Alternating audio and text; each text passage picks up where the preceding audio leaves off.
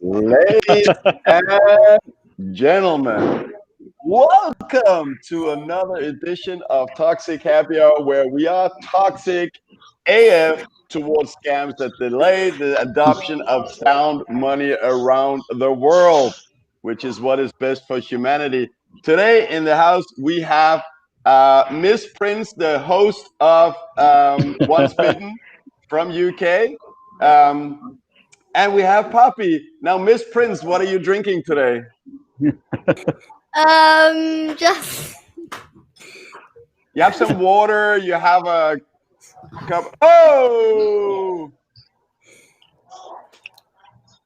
no, she's not drinking that. That's Nice. That's Daniel. What do you have there? What is that? The Oktoberfest. Oktoberfest. Yes, very nice. Aber natürlich, Daniel. Das ist sehr gut, ja? Jawohl. Ja, Wunderbar. Wunderbar. Okay. This is Lauren. She came in to say hi. hi. Yeah. Lauren, your Nice to reputation. meet you. I was gonna say, Lauren, your reputation precedes you. I've probably listened to, I don't know, 25 to 50 of your father's shows, so I always hear your questions to be in them. I have to get my headphones. Always have Sure. headphones. What kind of sports do you do, Lauren? I do horse riding and hip hop. Oh, I love it. So the hip hop, is that dance then? Like you're dancing hip hop? Yeah, kind of. Oh, you're rapping. Are you rapping it or are you dancing? Dancing. Right. I have two nieces in Denmark. They also dance hip hop. They're about your age. One is a bit younger, I think, and it's amazing to see. It just looks so cool. So I'm sure you're impressing everyone around you. And one of them, I think, won the Danish Mesterskab, which is championship, I believe. So that's really cool. So what else are you up to?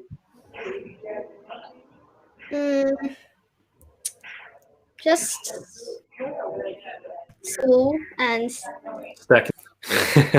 She had a brilliant idea today. Tell the guys about your idea. my idea. Go ahead. Yeah, my idea was about a Bitcoin advent calendar. Like you get a chocolate, and then underneath the chocolate there'll be like this thing where you can scan and buy Bitcoin. Nice. Love it. A sat calendar. Yeah. That's Friar Haas will get behind that. That's like daily dollar cost averaging. I love it. And here's what I really love about it, Lauren. This is extremely intelligent, to be honest. Which like kind of makes me wonder: is Daniel really your dad? I'm just kidding. But what I really like about it, if someone purchases a chocolate Christmas calendar now, and let's say there is $5 of sats for every day, the way the price of Bitcoin is moving right now. Let's say to make it even, just say let's say 24 days, that's $120. The way the price of Bitcoin is moving right now, because we are in a bull market after the halving, because the average price incline on the price of Bitcoin probably is like 0.5% per day, it is by far the most likely that this kid getting the chocolate Christmas calendar with the Bitcoins inside, that they're going to be worth significantly more than the $120 by time of Christmas. That's a great idea. That's the kind of intelligence and bombshells that are going down right here on the Toxic Happy Hour, and there could be a quick entrepreneur out there right now that could make that idea. I love it. Absolutely great, Lauren. You're amazing. Poppy, I'll give the word to you because I'm already starting to talk quite a bit. No, that's great. I wish I had the 2010 calendar. That's for sure. No, Lauren, thank you for coming on. I was trying to say earlier, after listening to your dad's broadcast or his podcast for a few months now, 30 to 50, I feel like I know you because you always get off the first couple questions to the guests. Right. Yes, I do. And do you have a question for these guys? Yes, I do. All right, let's go. Bring This it. might be an odd question But what do you do? Like, as in work? Stack sats? Bobby, you Yeah. go first. Yeah. That gives me So time to make something up.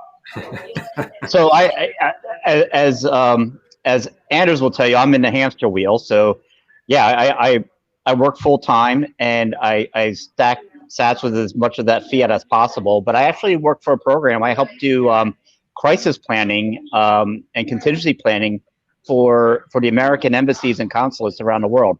So in case of a natural disaster, we'll say an earthquake, a typhoon, if there's a chance that we have to help with some humanitarian relief, I have a team that we go in and put those plans together. And so I find it quite rewarding, just from a helpful standpoint. But the nice thing is, I get some of that fiat to convert to Bitcoin out of it. Yeah, the hamster wheel does definitely has it at its advantages because it gives you a surplus of dirty fiat to buy sats for. Yeah. And there we have it. Publord saves lives. Like you shouldn't think that when you're listening to him here, but he's actually saving lives. And there we also have the explanation for his non-public jet. It isn't necessarily his private jet, but that's I guess a national. Is it you're flying army or what are you flying with? No, not army or anything. But yeah, we have a plane that volunteers to fly us around, so saves us some money on airline tickets for sure. Right. So President sends his Air Force One when Yeah, right. Puppy needs to go to Europe. I wish. Right. I hear that's a beautiful plane. Yeah. Yeah, and helping's good. Helping is good. That's right. Nice. And what about Anders? What do you think Anders does? Stack sats? I think he's Yeah, I absolutely do what I can to stat sack. So and here's the danger of asking me a question because as my old boss at Microsoft used to say, Anders, not your life story, when he just wanted a specific answer. But I kind of bought my freedom in 2008 by starting my own company, an online media agency. I've always been working with internet since '96, and have a lot of experience, I guess you could say, with Google search advertising. I'm not really loving Google anymore. I feel they spend too much time with the government, pleasing them, giving up information on their users. But let's try and get to the actual question. So I Yeah. still do today some online, some consultancy for clients that want to be visible on the ads on Google on the first page, preferably on the top. There's basically a lot of there's so much volume on Google that it really makes a difference to a company that wants to proceed or succeed. But then what I'm doing now most of the time is very much stacking sats, as you're saying. Actually, I feel I have a bit of a charity job or charitable, like good influence job, kind of, because on eToro on US where there's different investors that they can have that profile public and then say Publord, he likes the performance of my portfolio, which is 100% Bitcoin, at least minimum 95% Bitcoin. Then that has proven to be very well performing compared to the portfolios of other people that have all this mix of these dirt coins. And that means that today, by far, the most assets allocated from newbies that come that want to get some guidance, they choose someone that seems to have a little bit of experience, allocate their savings to them because Bitcoin is doing so phenomenally. People have majority, like by far most, allocated their savings to me, which means that I get to help them not own these terrible dirt coins that are scammy, that delay the adoption of sound money, and that will lose them their savings in the long run. So I get them to guide them, kind of like be a shepherd, and make sure that they just have Bitcoin, which will help them also get financial independence. So I'd like to think that my job kind of is to help people become financially independent and help them help the world, because adopting Bitcoin and making that a stronger money faster will faster put the world in a situation where where humanity will be in a lot better place when we have sound money. We'll have a lot less people living as under the poverty line. Okay, so here we go again. It's my life story. Lauren, thank you for actually putting your ears to that and not interrupting me, although you probably should, because I talk too much, as you can hear. And now you see what Publord is struggling with every single show.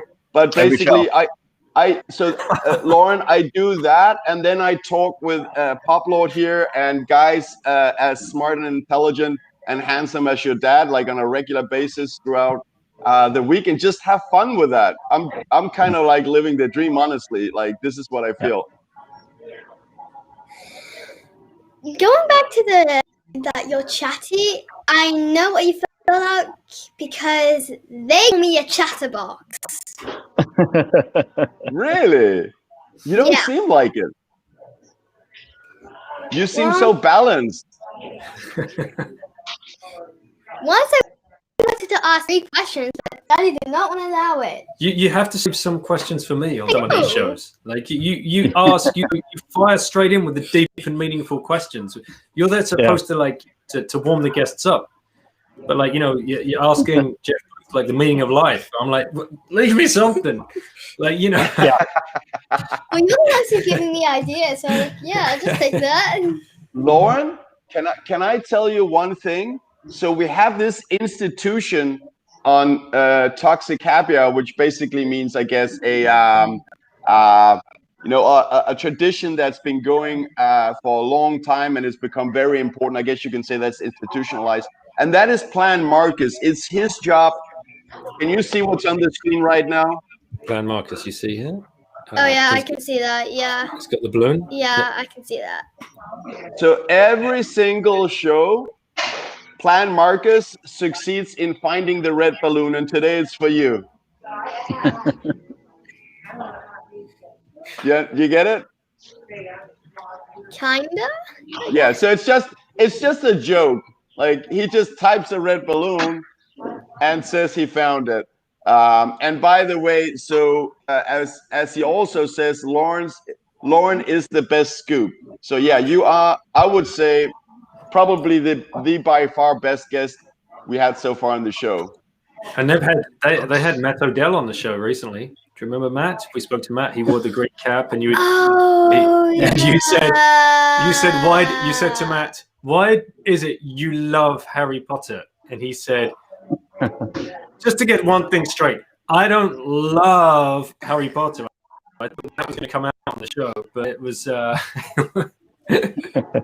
I remember that. Yeah, so there you go. I mean, I don't remember. Did you say you remember, Matt, or you don't remember? No, I do. Oh, okay. Imagine how cold Ryan's saying, "Look, the best so far," and he's put the flames. I know. Yeah, Lauren is stealing the show. Absolutely. Like, Publord is stunned. I'm just like rambling stuff, because I'm shocked about the level of I guess intelligence that is being brought here to the show on the right hand side of the screen, compared to last time Daniel was on.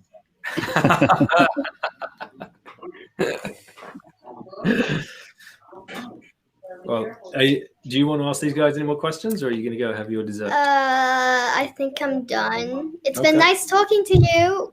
Bye. You too, Lauren. Bye-bye. Lauren, the pleasure is ours. And last thing, you know this meme, but as BTC Moon Guy mentioned, yo Bitcoiners, NGU. Do you know what NGU stands for? The badger? No, Puppy, you say it. Puppy, you go. Number go up. Number go up. So we always like that Bitcoin number to go up. Yeah, we always want the price of Bitcoin to go up, which at the moment is 18,325. There you go. Yeah, can't complain. Guys, I thought we were going to be really nice. Yeah, say goodbye. Andy. Yeah, bye. Thanks, Lauren, for enhancing the show. You put these guys on the map. Yeah, I think so. It does. She does. Like, I don't know how much we owe you. Unfortunately, we don't make any money despite our heavy product placement. And talking product placement, Puppy, we still don't know what you're having. And MG Smith 4 is asking how many pints is Puppy gonna sink today. So what are you having? Let's do our product placement. Our non-commercial product placement. Yeah. So as I hold up one has Direct TV on the back. Sorry about that. No. I'm just going with the IPA today. It's called High Lie, which I don't know how many people are familiar with it. High Lie is a sport, especially popular. It brought up from Latin American countries in Florida. But do you ever see the opening to Miami Vice back in the day? They got the big scoop and the ball, and you throw it inside. It's called High Lie. And they used to have a circuit through Florida. Well, anyway, one of the local craft brew companies here makes a great beer and calls it High Life. Enjoy it quite a bit. And all right, I think we have a relevant question here. I'd love to. That is always fun to discuss. This is from RDPTC, one of our meme monsters in our Toxic Happy Hour crew. Interacting and promoting what we're doing here. Daniel. New all-time high. Ween. Yeah, exactly. Good to see you, man. Love the memes. Thanks for everything that you're doing for the space. I thought these beers, we would be talking about it. We haven't gone into the weekend. I thought, man, we've timed this perfectly. Monday, there's no doubt. But yeah, there you go. What? It slowed down the weekend. I thought we would open up this morning and GBTC was just going to get market built to the moon, but because there's still institutions buying hand over fist, and every day there's some. I mean, it's Shun, right? The CEO of PayPal. He was talking today. I think he's going to get. I think he's going to get renamed Shillman. That'll be a nice meme. Right, Ryan, get on to that. Shillman. CEO of PayPal. And then I saw Peter was streaming with Gary Vee, and it's like, this is huge shit. Gary Vaynerchuk talking about Bitcoin going to 100K with Peter McCormack. I mean, this is massive. Like, it's just a matter of time. It's literally, it can only be days away for all-time high. Oh yeah. So who's this guy that was talking to? Who were these two gentlemen? You said. Peter McCormack, What Bitcoin Did host. Yeah. He was live streaming, talking with Gary Vaynerchuk, Gary V. And who is Gary V? That was my question, actually. Gary That's V. what I meant. He's probably the most well-known kind of entrepreneurial guru out of New York, millions of Instagram followers. You've heard of him or you haven't heard of him? You're pulling my leg? I don't know. You know what? I guess, so I did have that company where I was an entrepreneur. I'm being, I guess, kind of less entrepreneurial when it comes to like running or scaling companies today. So unfortunately, I haven't. My head is stuck in the Bitcoin world a little bit. So that's just, well, let's check him out. Let's see how many followers he does have. He's huge. Yeah, and the other was the CEO of PayPal. I saw some of his quotes earlier of them getting in. Even bigger to me was, I think it was just a couple of days ago when you had Citibank. We talked briefly. Citibank comes out and called for $318,000. Yeah.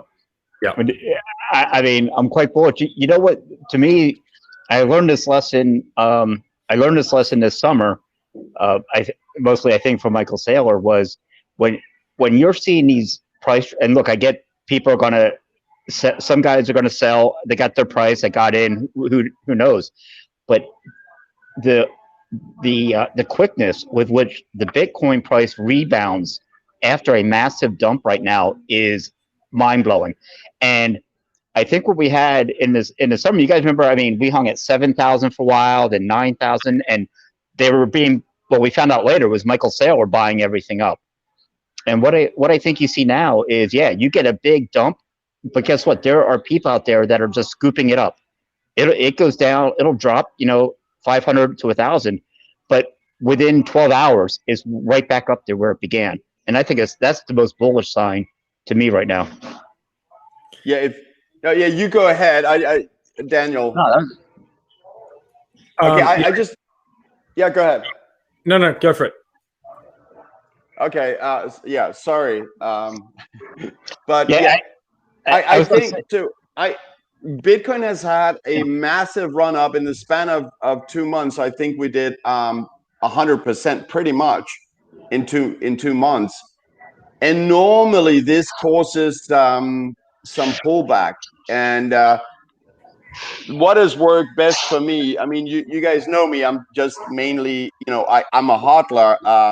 There's only a little bit of trading activity going on because you don't want to mess with that 15x potential right now in a matter of no time, like 1,500% in 1.5 years. Where else are you going to get that? I mean, that's pretty much written in stone, that it's going to happen. But so I followed Tone Vase a lot, and he has this TD9 indicator that he's using that I got access to. It's on my trading view. And everything was moon, stars, sun, everything was aligned for like a pretty solid dump here when we reached just a few days ago that 18,000 and 18,500. So I was expecting, oh, here's going to come the pullback that's going to wreck some people that have gone leveraged long and shock people who haven't seen it before. But yesterday, as I was walking, I guess it's always good to go for a long walk, and it makes you sometimes things a little deeper. What I was thinking was, so BitMEX got sued recently, or the founders of BitMEX, and a lot of Bitcoin was pulled off BitMEX, and BitMEX served the purpose of leverage long, leverage short. It's a leverage platform. And I think right now, maybe I'm just guessing out. I haven't looked at the numbers of what left, but I remember a lot of Bitcoin was pulled out.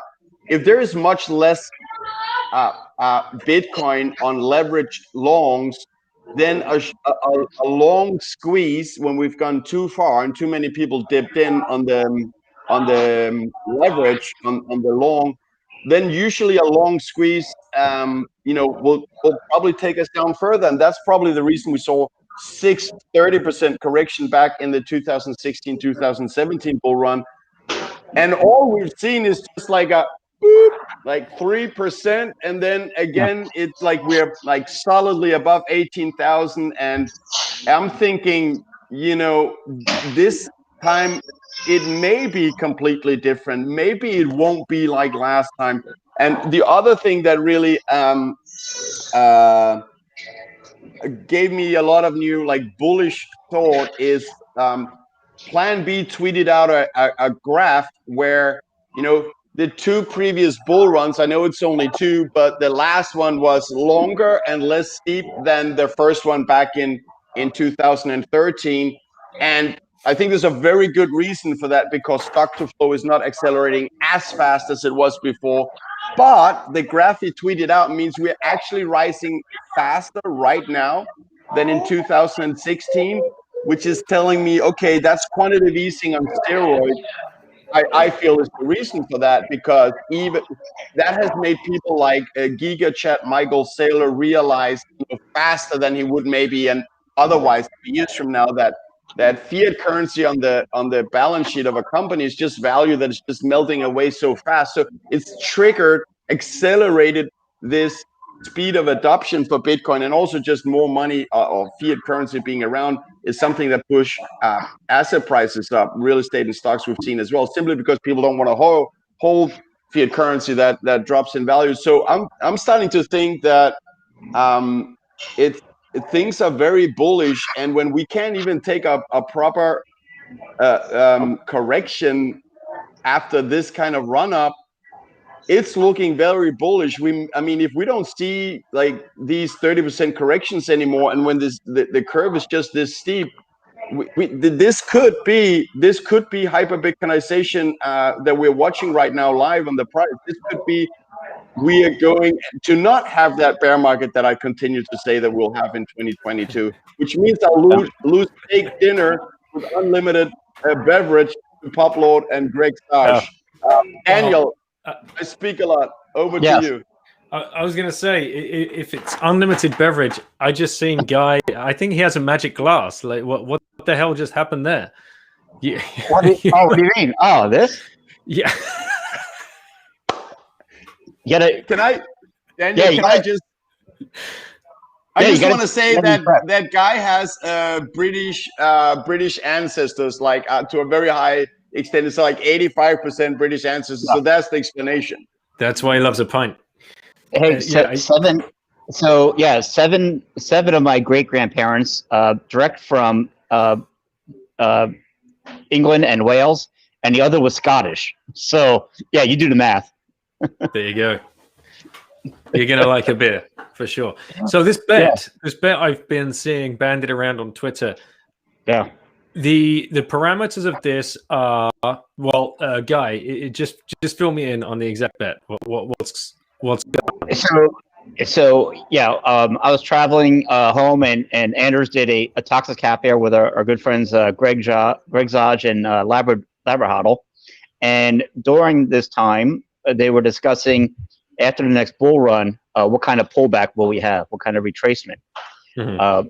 So the bet, as we call him now affectionately, Anders the Bear, thought it was going to be quite a pullback, well over 50%. Greg Zodge says, look, this could be it for, in a way, like towards escape velocity. I don't see it going to 50%.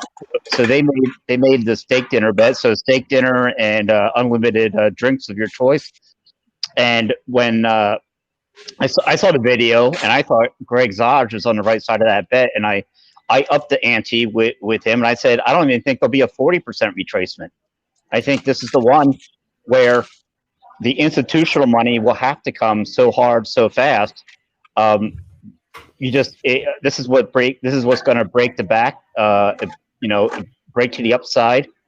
Plan B, I think, will be vindicated at the end of all of this. So that's our basic bet. And look, even if it moons to for simple terms, to 300,000, and hell, if there's a 55% retracement, I'll still be happy to buy Anders a steak dinner. Yes. No. I will. Wake in Tokyo, no less. With as much sake and Kirin Ichiban you could pour down your neck. So this is a good conversation to get into, because this is, I love escape velocity idea, and Preston has been on the show talking about it, and really very, very interested to dive into this one with you guys.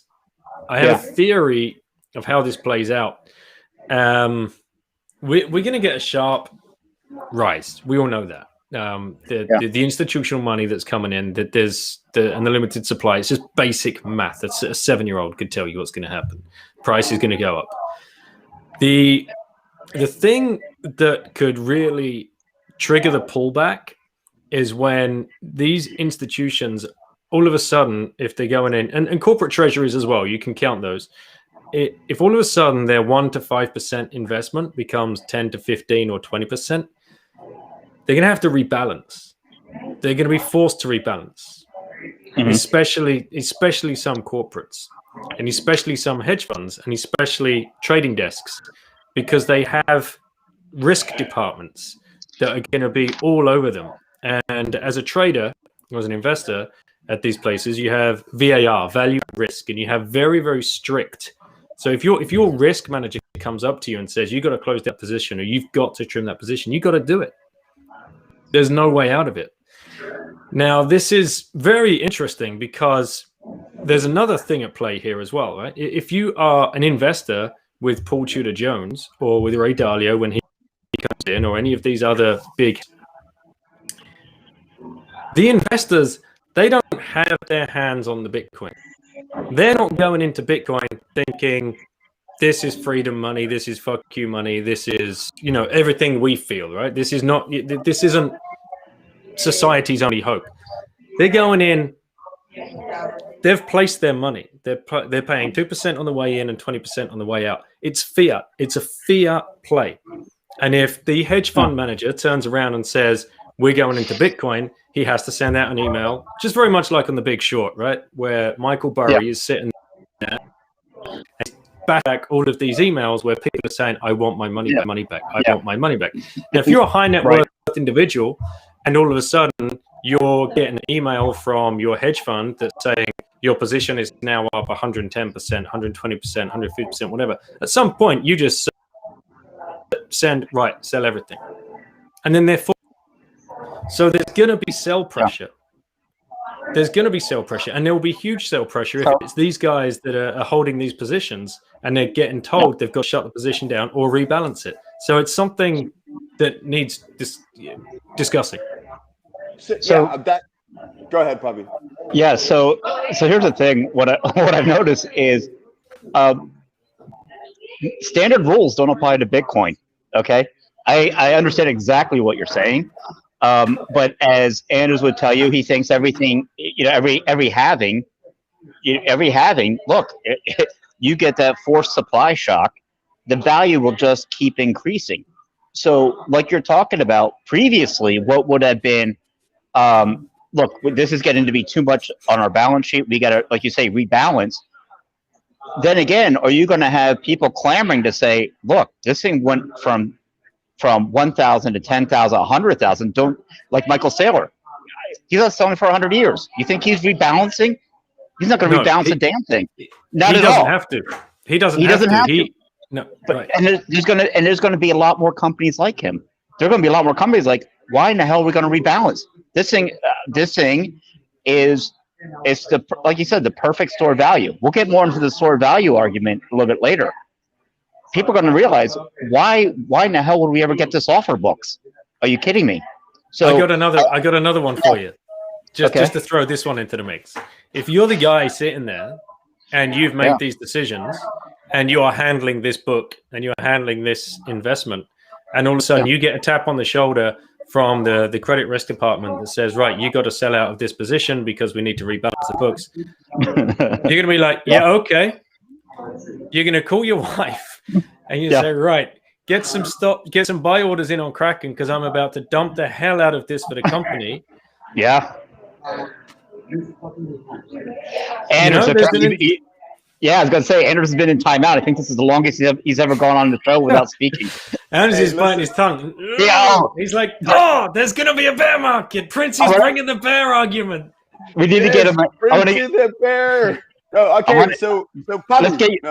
Yeah. Go ahead. You have something to say before you are gone for 20 minutes from the. Yeah, exactly. I'm going to buy you a Bitcoin egg timer that when you start speaking, you just flip it over. Okay, you flip it over, and when that last bit of salt runs out, you're done. I love it. Thanks for noticing, Daniel, because I really I'm working on self-restrainment because my passion level is like on the 104th floor when it comes to Bitcoin and the outlook for humanity, because this is not just about money. It's not just about get rich quick. It's about what's better for humanity. But so I was on BDC sessions Friday. We had this YouTube stream which is called Why Are We So Bullish? So it's me, Brian, Lixing, who does the Cobalt, and then Ben, our host. And because I'm doing this self-restrainment, and I'm sitting like this, when one of the other guys are talking, because I should not interrupt. Well, I should interrupt as little as possible. Then in the chat, one guy noticed where Anders looked confused and like angry or confused or upset because I'm just like keeping it like this, right? So I had to explain, no, I'm just trying to give someone else some airtime here, and I'm not at all upset. I'm extremely happy and extremely bullish. So I just want to that was some really interesting a really interesting perspective, Daniel, that you brought, because you worked in the finance industry. You know how this works, and let me just say this. So in my own portfolio, I do not have anything else but Bitcoin, because I feel anything else just looks like a terrible idea compared to Bitcoin. So I'm an all-in kind of guy. That's already how I am. Either be quiet or I will talk too much. I'm kidding. So I have some portfolios that I manage for some family members, and for them, I'm kind of like, yes, big exposure to Bitcoin. It's above 50%, but just in case, I cannot risk their entire portfolio on one asset. So for them, I had Tesla, and this is where you're talking about the rebalancing and the balancing. So ideally, the way I look at a portfolio is you want to allocate certain percentages to some different bets, some different assets. Like I like Amazon, I like Tesla. Clearly, I like Bitcoin. I love Bitcoin, and I was comfortable with Tesla being like 5-10% in these portfolios. That's 12 months ago. Then it went up 10x.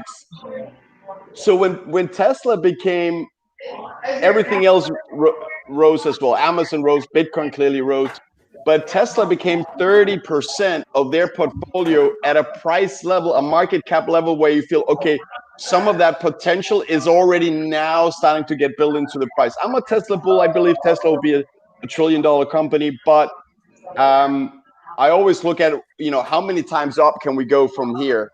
And that's why I rebalanced. I chose to do it the exact day that they did the stock split, which today was the absolute peak on Tesla's price. So I'm very, happy that the timing, I couldn't get it better. I sold 80% because they did 1 to 5. I decided to sell, the 4 shares from and kept 1.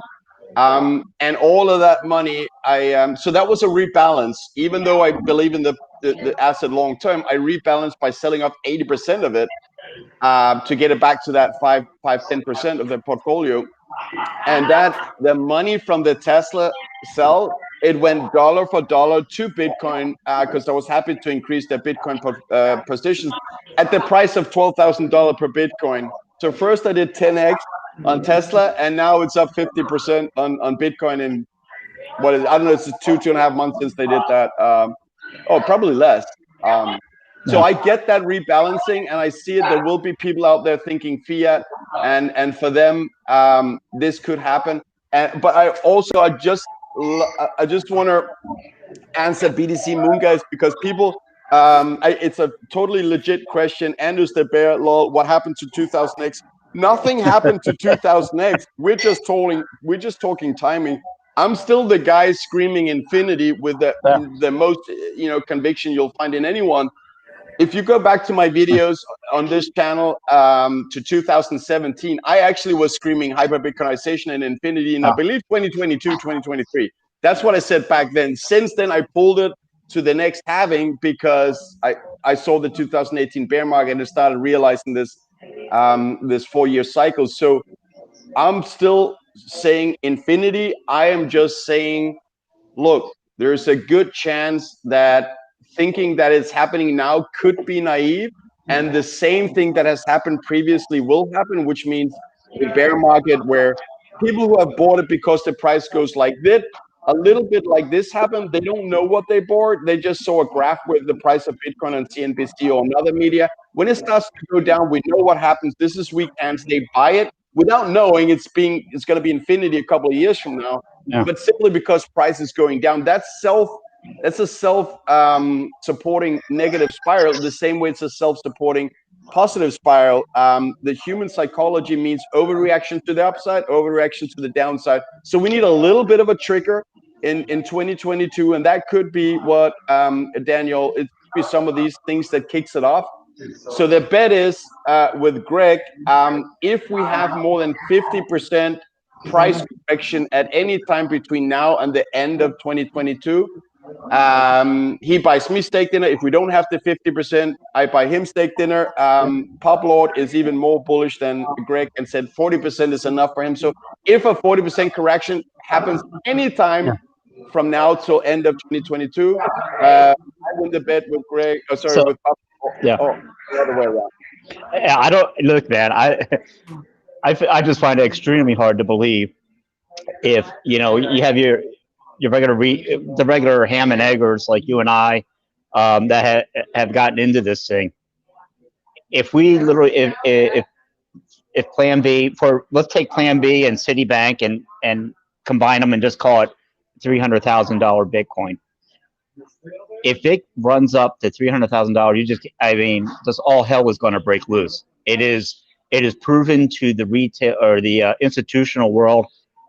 This is here to stay, especially as we continue to have, the money printer goes burr.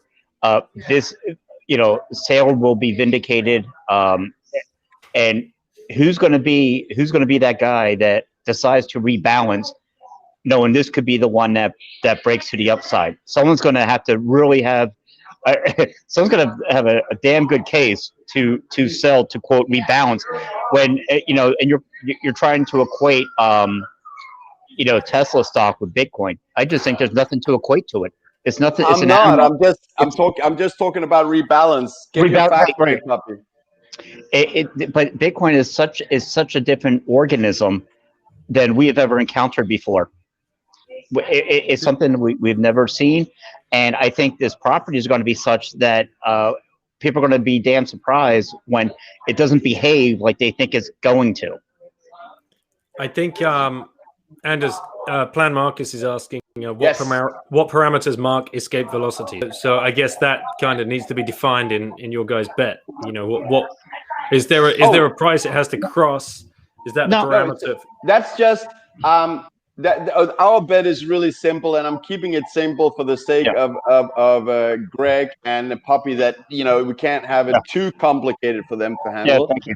So if there at any one time is a correction of 50% from whatever is the new all-time high or the existing all-time high, if the price of Bitcoin goes down 50% or more, then I win the bet. And with puppy, it's 40%. Let's say the price goes to make it a round number. I think we all believe that 300,000 absolutely is on the table, and I'm strongly believing that today, that we're going above 300,000 early 2022. But let's say it's 100,000, just to make it simple. If we reach 100,000, it dips a little bit, and then something happens, some thought, fear, uncertainty, a doubt, and the price crashes further down to 50,000. Then I win the bet with Greg. I need a 50%. I mean, I don't want it, but if there is a 50% correction from whatever is the new highest price in the market, then I win. And with Poppy, I need the price to come down to 60 for me to win the bet, and they just need to make sure that there's no correction at this size. And let me just say, so absolutely, I'm a bull. What I'm doing here, Daniel, and I'm sure you can see it because you're a smart guy. When you have such a smart daughter, you got to be really smart. What I'm doing here is, if I lose purchasing power, if I see my investment just go down in purchasing power value, then I get free steak dinner. So if I lose money, I get free steak dinner. If Bitcoin goes to the moon and I will have more purchasing power on my hands, then I get to celebrate and share a good steak dinner and a glass of champagne with these two. Well, like I say, listen, if it hits, say it hits that market of 300,000, if it crashes to 150,000, I think I'll be okay. I'll be all right and can afford a steak dinner. It's not a bet anyone's really losing. I don't think anyone will be sweating a steak dinner and a nice bottle of red with Bitcoin at those prices. That's the thing. But I think it's a good question still, because we only define the parameters of the bet. The parameters of escape velocity. I mean, and I want to hear from you, Daniel, and you, Puppy, as well. To me, escape velocity means that Bitcoin has reached such a price level that there is no turning back. That there may be some dips or corrections. I don't want to say how big are they, but basically that we are on a there won't be any tough periods. I guess we're just going straight to infinity, more or less. That's how I define escape velocity. Prices reach a level where everyone start piling in. Even my mother start realizing that it's probably better to hold it than fiat currency. Let me go first on this, because I want to just hand it off to Daniel here. because early on there you come into Bitcoin, and there's phrases that you learn like hyper Bitcoinization, and at that point the definition was always, well, guess what? Now everyone buys and sells things in Bitcoin is the standard definition. And with Saylor coming on the scene like this, he's redefined for me. I had to reshape my thinking on this. On, well, what does hyper Bitcoinization mean? What is it? And I put out a tweet I think it was yesterday, about when we that crossover point from when you don't value things in fiat, you don't value Bitcoin in fiat, but there's a crossover point when you just start looking at what the purchasing power of Bitcoin is. There's that fine line where now it's about increasing purchasing power. So for me, hyper-Bitcoinization could be simply the minute Bitcoin flips gold as the universal store of value, just a store of value in itself. To me, it's hyper-Bitcoinization. Not that we have to spend it all, but that people are going to hold this like land, and it's more valuable. Listen, I'll just take it. You know what? I'll just lend it out, or I'll have someone give me interest on it. I'll never sell it because I know the value will keep increasing to infinity. Why would I ever sell it when I could just take loans on it? So what do you think? Don't take loans on it. You can get wrecked. I have a buddy who got wrecked. I'm sorry, not loans, but where people generate interest, or what's on-chain capital doing with some of that? Yeah, now Michael Saylor said something in our interview that has sat with me ever since, and it was something along the lines of the way wealthy people stay wealthy is by leveraging the assets they already own. And that's exactly where I got it from. And that was just like, bam, this is like rich guy giving plebs lessons. It's like, okay. So what you're telling me is there's going to come a time, and there will come a time. Right now, yes, you have Unchained or you have BlockFi. I would trust Unchained way ahead of BlockFi, where you can lend your Bitcoin and earn interest. I wouldn't do it. I definitely would never advise anyone to do that today. But what's the landscape going to be like in 5 or 10 years' time? Exactly. When you could have corporations lending to each other. You're going to have corporations with who are going to be long Bitcoin. MicroStrategy, Square already are. Now, they could start cutting out the middlemen, because usually they fund themselves via the banking system, right? But they could start lending, cross sectors. They don't have to lend to their competitor, or maybe they would if their competitor's going to say. There's going to be this whole new financial instrument built around this thing, and it's going to be really very, very interesting. And there was something else that you touched on, Pubby, the analogy of it being property, not lost on me either. Is just buying part of the block. The analogy on property. It's, if you think of like the blockchain as blocks of real estate. Absolutely. It's digital land. And I tweeted it out before. It is literally digital land. We call 21 million acres. You can call it whatever you wish. But at the end of the day, it's digital land. And you're right. That interview was great. And that's the one that really, when he was talking about how people that have money, or in the old days would leverage it, is because he was talking about the landowners at the time that would leverage it. And Bitcoin is digital land, and people will leverage it before they would sell it. Okay, Anders, I see you chopping at the bit, man. I see you chopping at the bit. I just want to say one more thing, Anders, before you jump in. And it comes back to this Saylor interview. What I love about Bitcoin is that, and what I've loved for the last 10 years, well, I've not known about it that long, whatever, since fully falling down the rabbit hole and understanding that this is the people's chance to get into a financial asset that has not been engineered by a bank or by an institution for their own gain. We put it people's money, right? This is the point, to finally have a chance to make some good themselves financially. But we're gonna need the lessons from the millionaires and the billionaires Yeah. Of how, you know, like they have so many great lessons for us to learn. That it's going to be another part of our educational journey. It's going to be a whole new rabbit hole to fall down. It's like you can't just say, right, I'm a player. I now own like 6.1. That equates to $1.5 million. I'm rich. Done. No, it doesn't end there. That's just the beginning. Right. I absolutely agree. I know, Anders, go ahead, man. I know you got to get it off your chest. I've got some notes written down because you guys are dropping some really interesting points. I really feel this is one of our really good episodes, especially because Daniel brought someone really intelligent in to begin with. But no, like you guys, we're really touching upon some interesting things here, I think.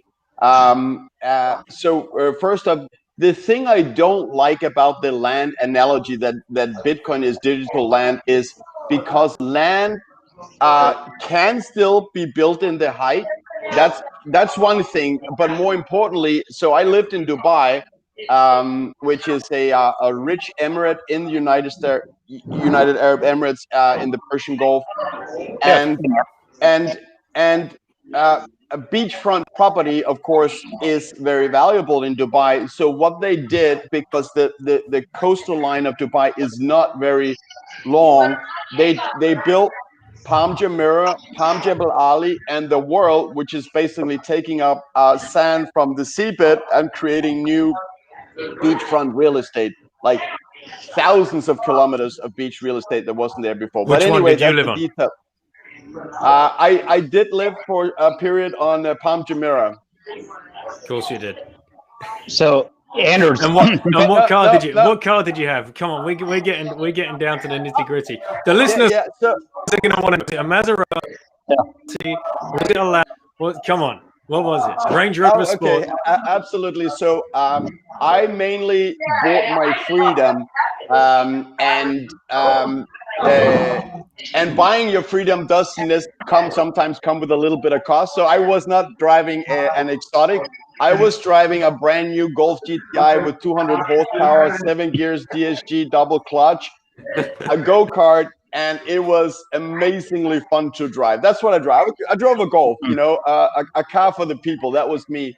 And also at this stage, Daniel, I still thought, which I had thought in my entire life, that, hey, I can make money on investments because I was lucky with that. Like that worked for me. I took that money and used it to start companies and fund companies and partners in companies, because I thought that was my key to financial independence. But then I think 5-6 years ago, I realized, Anders, you're doing okay with the companies. You got yourself a salary, but basically I was enslaved to my own company.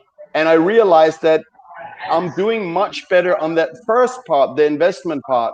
So I realized I should focus on that because I'm much better at that. And I'm not saying that, I'm something special. I'm just saying that running and scaling companies, I'm too much of a perfectionist. So I think too much about each little decision, and you want speed in a company. You want to fail fast and iterate and improve. So my mentality of like really over analyzing, thinking, bothering to think 10 times more about something than other people, that's an advantage when it comes to investments, because that's binary decision. It's buy or not buy. So Are you buy guy? I'm sorry? Are you buy guy? What did you say, Daniel? I thought you said, guy, are you buy or not buy? I thought that was a question. I'm BUY, buy guy. Yes, I will always buy. Never sell. Just because of the amount of chat and that Twitter chat that you guys are. Yeah. So, You know what's funny here with Aaron talking about? Greggy knows it's buy and not buy. So, Greggy knows. They're together. When you're talking about, because I've been to Abu Dhabi and Dubai a few times. I'm not done with my notes. Hey, keep your notes going. But Anders, you're talking about them building islands and building all this beachfront property. and we've already tried it, and it was called Bitcoin Cash and BSV. They tried to build fake Bitcoin. That's all it was. It's fake shit that is people find out are worthless. Okay, so here's why you're wrong, Bobby, But you're because on Bitcoin when Cash. they build that, no one really wants it, and it's just going towards zero. Yeah. But beach property on Palm Jumeirah is very expensive and holds a premium towards Yeah. inland land. That's why, but it's not so important that you're wrong here. I don't want to dwell on that. Hey. I'm No, kidding. I love you, brother. You know that. The point is this. I'll I let you got the mute button. go. Okay, I just want to say, so the thing that Daniel spoke about before with that GigaChat Michael Saylor said that the way rich stay richer is by or stay rich is by leveraging. And I just want to say this works. Yes, that is the right way to stay rich if you are in a fiat system, because when they print more fiat and when they keep the interest rate artificially low, assets go up. So if you're rich, if you're a real estate investor, you have different property, then you down pay a little bit, the rest is fiat debt. And when they reduce the interest rate, like when they cut it in half, like let's say the mortgage goes from 8% to 4%, because it was there before, it was also higher. Then that real estate doubled in price, and that wasn't all your money. You just had that little bit of equity that all of a sudden became more than half the equity. And I think that when Bitcoin becomes money of the world, you don't have this artificially controlled interest rate, communist committee style of 5-7 people who know better, and they can manipulate the interest rate or decide it. It will be market interest rate. I'd love to hear your opinion on that, Daniel, as well. But first, also, I just want to get this, your answer to the question from RDBDC, one of our great memers. Do you think on these bets, who will win? Will I win? Will Greg win? He's 50%. Will Poppy win? What's the situation there? I don't know, man. I can't call it. I wouldn't bet on it. I'll come for the stakes, but like it's just I completely. I don't know. We're gonna have a stretch limo. Anders will be the driver for the evening, so we got plenty of room in the back for the entire meme crew to come along. But I want to know. I got a question. We all want to know. I think Guy included. Why the hell were you late, Anders? And why do you look like shit? Oh yeah. So it's a combination of different things. And it's you could call it boring, but let me explain. I went for a walk yesterday in the mountains up behind Los Angeles. A fantastic, beautiful walk up on Mulholland Drive. From Mulholland Drive, where you get to a point where you're even higher than the Hollywood sign. You're kind of like looking down far away, but it's an amazing view. It's a great hike. I went there, and that was a long and a little bit hard walk. As Poppy know, I at the moment I often rent something like fun for the weekend. I still can't get myself to purchase a car because that's too many sats to spend up front. I'd rather pay just for rent, because I can't depart with a Bitcoin. I can't. So I rent like a convertible pretty much every weekend now, and this place where I hand it back is about 45 minutes walk from where I live. So, and I didn't think about that. So on top of that really long, exhausting walk that had me dead, I had 45 minutes walk home last night through the empty, dark streets of Los Angeles downtown, where there's hardly any people out because of curfew, which now has been put in place in Los Angeles. So by the time I got home, I was really, really tired. I log on to eToro. A lot of new people have allocated funds to this guidance toward a Bitcoin only better investment. So that keeps me up as well. So I got to bed a bit late. So I just need my 8 hours of sleep normally, but I was snoozing for an hour because I was so dead tired still when the alarm went up, which would have given me good time for this to prepare and everything. And as I finally wake up and only have an hour left for the show, then I see, all these wonderful attacks from Greg Sage and Publord on Bitcoin Twitter, regarding calling me a bear because because I'm being realistic where they're being deeply naive. And also I have to explain to people that, hey, I'm screaming infinity and I've done it for more, for longer time than most people. We're just talking about how we are getting there. And there was one other thing I wanted to say, which probably that I think that slipped my mind now. That's what happens when you go way too far down side roads when you're explaining something. So Daniel, the bear was late because he was hibernating. That's what was going on. The bear was hibernating. Yeah. So the last thing, which is really important for me to say, because I have been telling people for a long time, I said there's a 2000x potential. And then recently, when I started saying people, there's a 1000x potential, people were rightly so calling me out and saying, what's happening? Why is Anders only saying 1000x where 2 months ago he said 2000x? Well, that's because we're up 100%.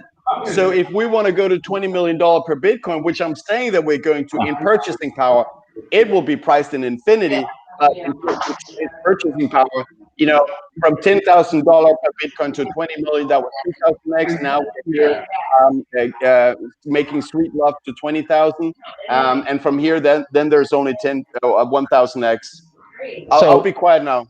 Yeah, so I got a question, and because we've been talking about people that are going to have to rebalance their sheets. You're talking about these retracement efforts. At what point do people realize, guess what? There's no better store of value in the world. When did people finally realize? What is it? Was it Gresham's law? The good money or the bad money gets spent first.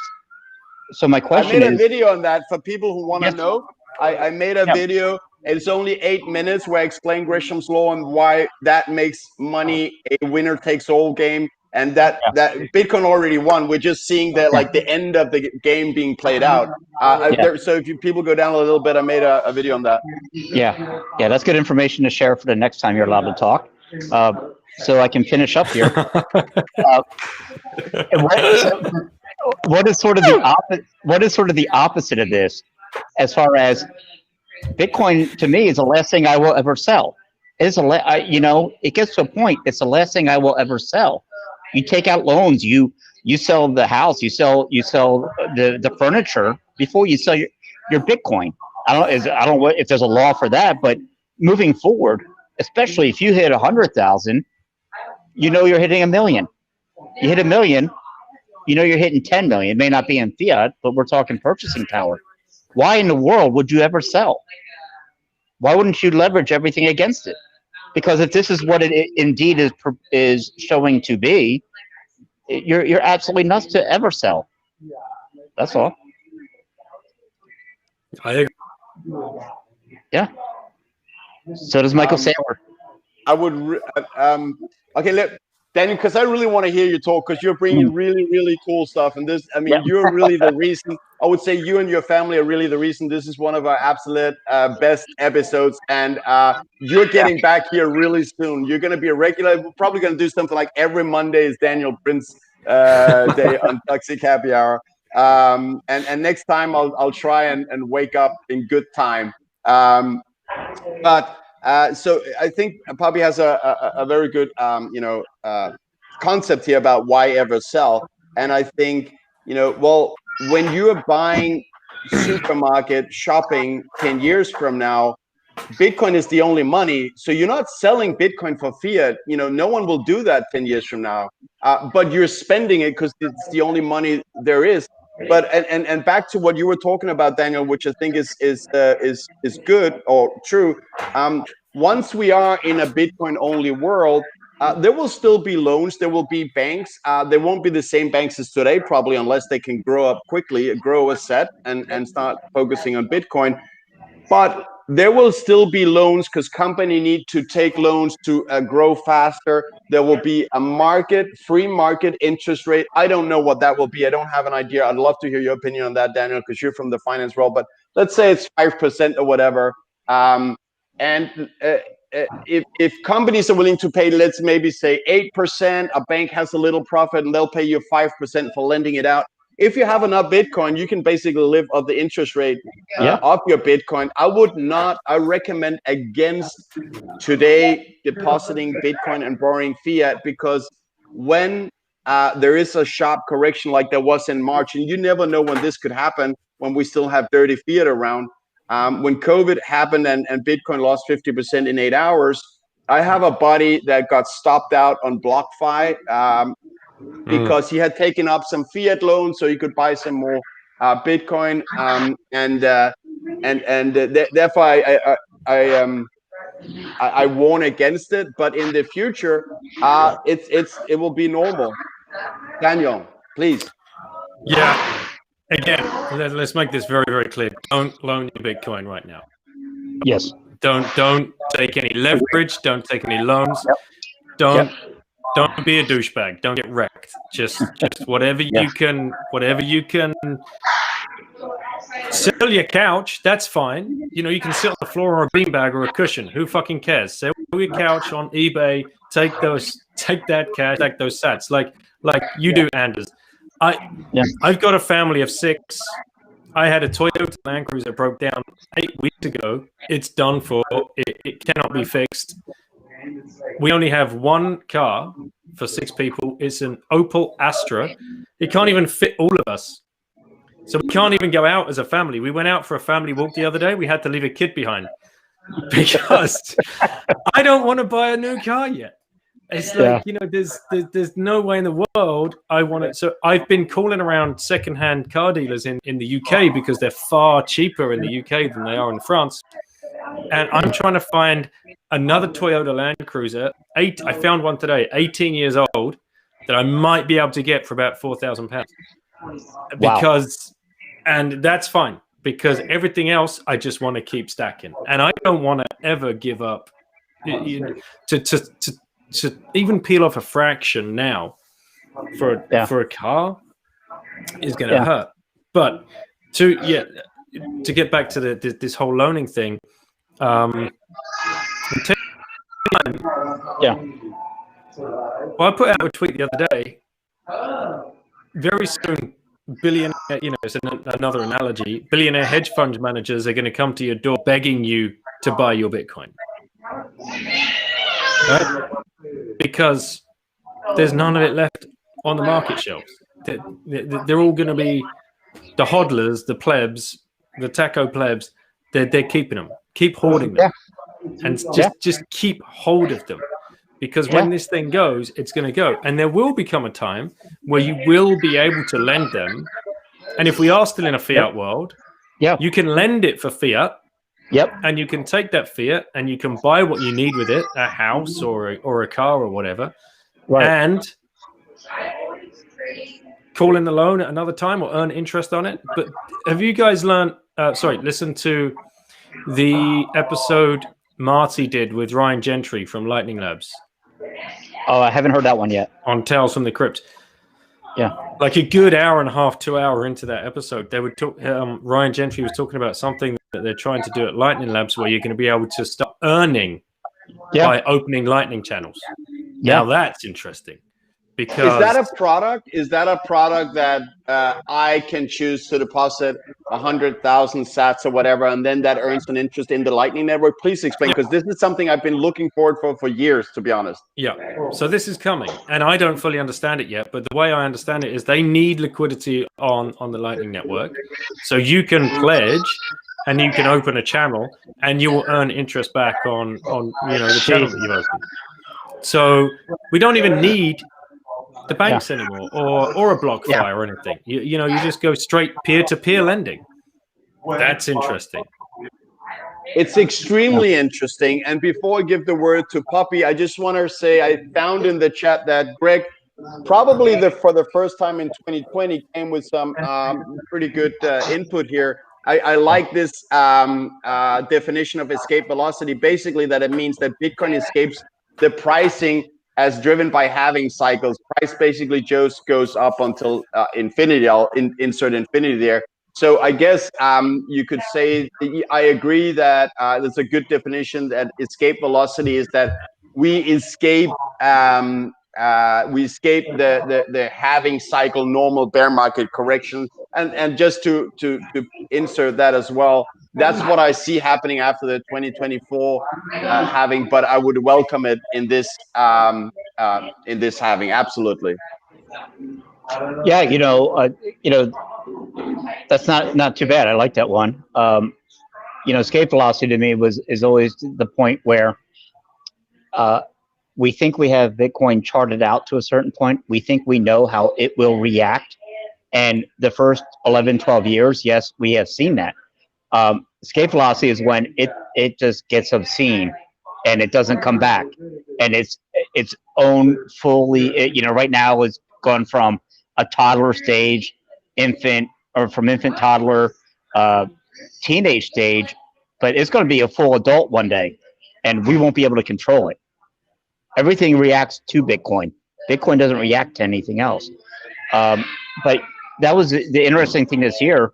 Michael Saylor brought in a new perspective on what is the value. What is the value proposition of Bitcoin? To him, it's just a store of value. That's all it's got to be. That's all it's got to be.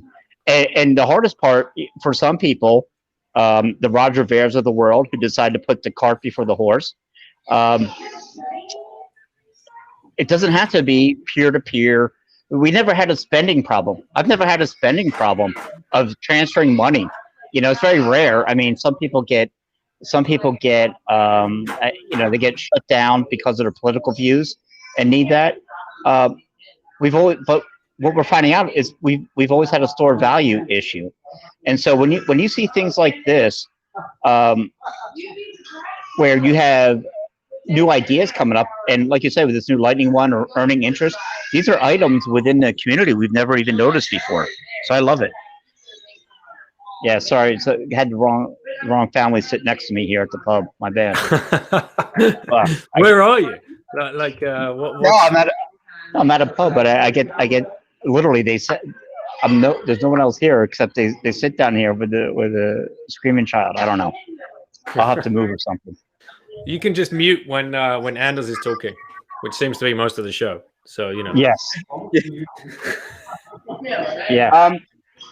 Daniel, regarding posting something in the chat, I don't know. For me, on the right side, I see the chat and I can write something. Only I tried it once and then I couldn't bring chats on the screen anymore. So that's why I'm not active in the chat anymore. Instead, I'll just say it verbally to not lose the ability to bring up that one occasional good content piece from Greg Sarge that seems to be coming once a year.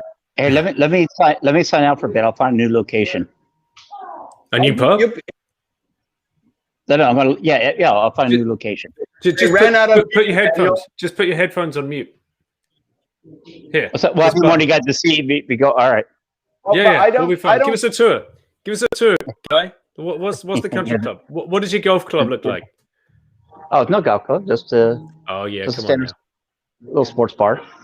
Yeah. Well, I gotta carry a few things around here. I'll be right back. Okay. Hang on. Do you want me to take the camera off, Puppy, or what? Well, yeah. You want to see the tour? I think Daniel's right. Yeah, let's get the tour. Oh, so yeah. So you know who's gonna love this one? Hey, Brady Swenson. This is for you, my friend. Rockhawk. Was it Rockwalk Jayhawk? This is the Jayhawk wall. I don't know why. Because we're photo, but yeah, Rock Chalk Jayhawk. You can see it there. So send that one out to Brady Swenson. Hang on one second. We're gonna move to another part here. Yep. In the meantime, Daniel, I just want to say really props to you for having a hodl mobile which I heard someone call it, when you really don't want to spend on your car. You just want to maximize the sats that you have. So I haven't. Another important point I think is, people are talking about when will people look at Sats and Bitcoin as the unit of account. I already do that. I'm focusing on my Sats, and I looked at a car. This is back less than 2 months ago. There was a secondhand car. I was in love with it. It was Bitcoin was 12,000 at that time. This price was $18,000. I knew I shouldn't spend that much, but sometimes you kind of fall in love with some gadget or something and you want to own it. But I told myself, this is 1.5 Bitcoin. Are you insane? Yeah. And I said, no. You know what? Monday to Friday, I don't really need a car. In the weekend, it's nice to have something.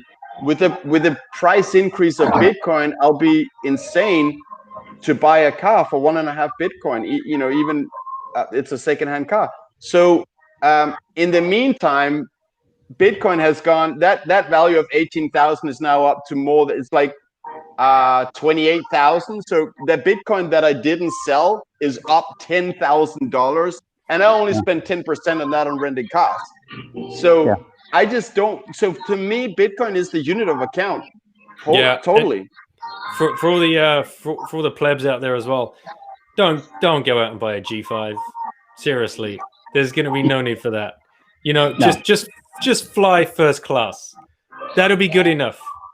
Believe me. Daniel knows. It's okay. Don't be like Guy and go get your own 747. Yeah, I wish that was mine. Yeah, so here's an interesting one for you guys. Of course, I FOMO'd in. Well-known story, December. Guy, could you ask them? Would you mind asking the bar if they can turn that music up so we can have a bit more? Yeah, give me 1 second.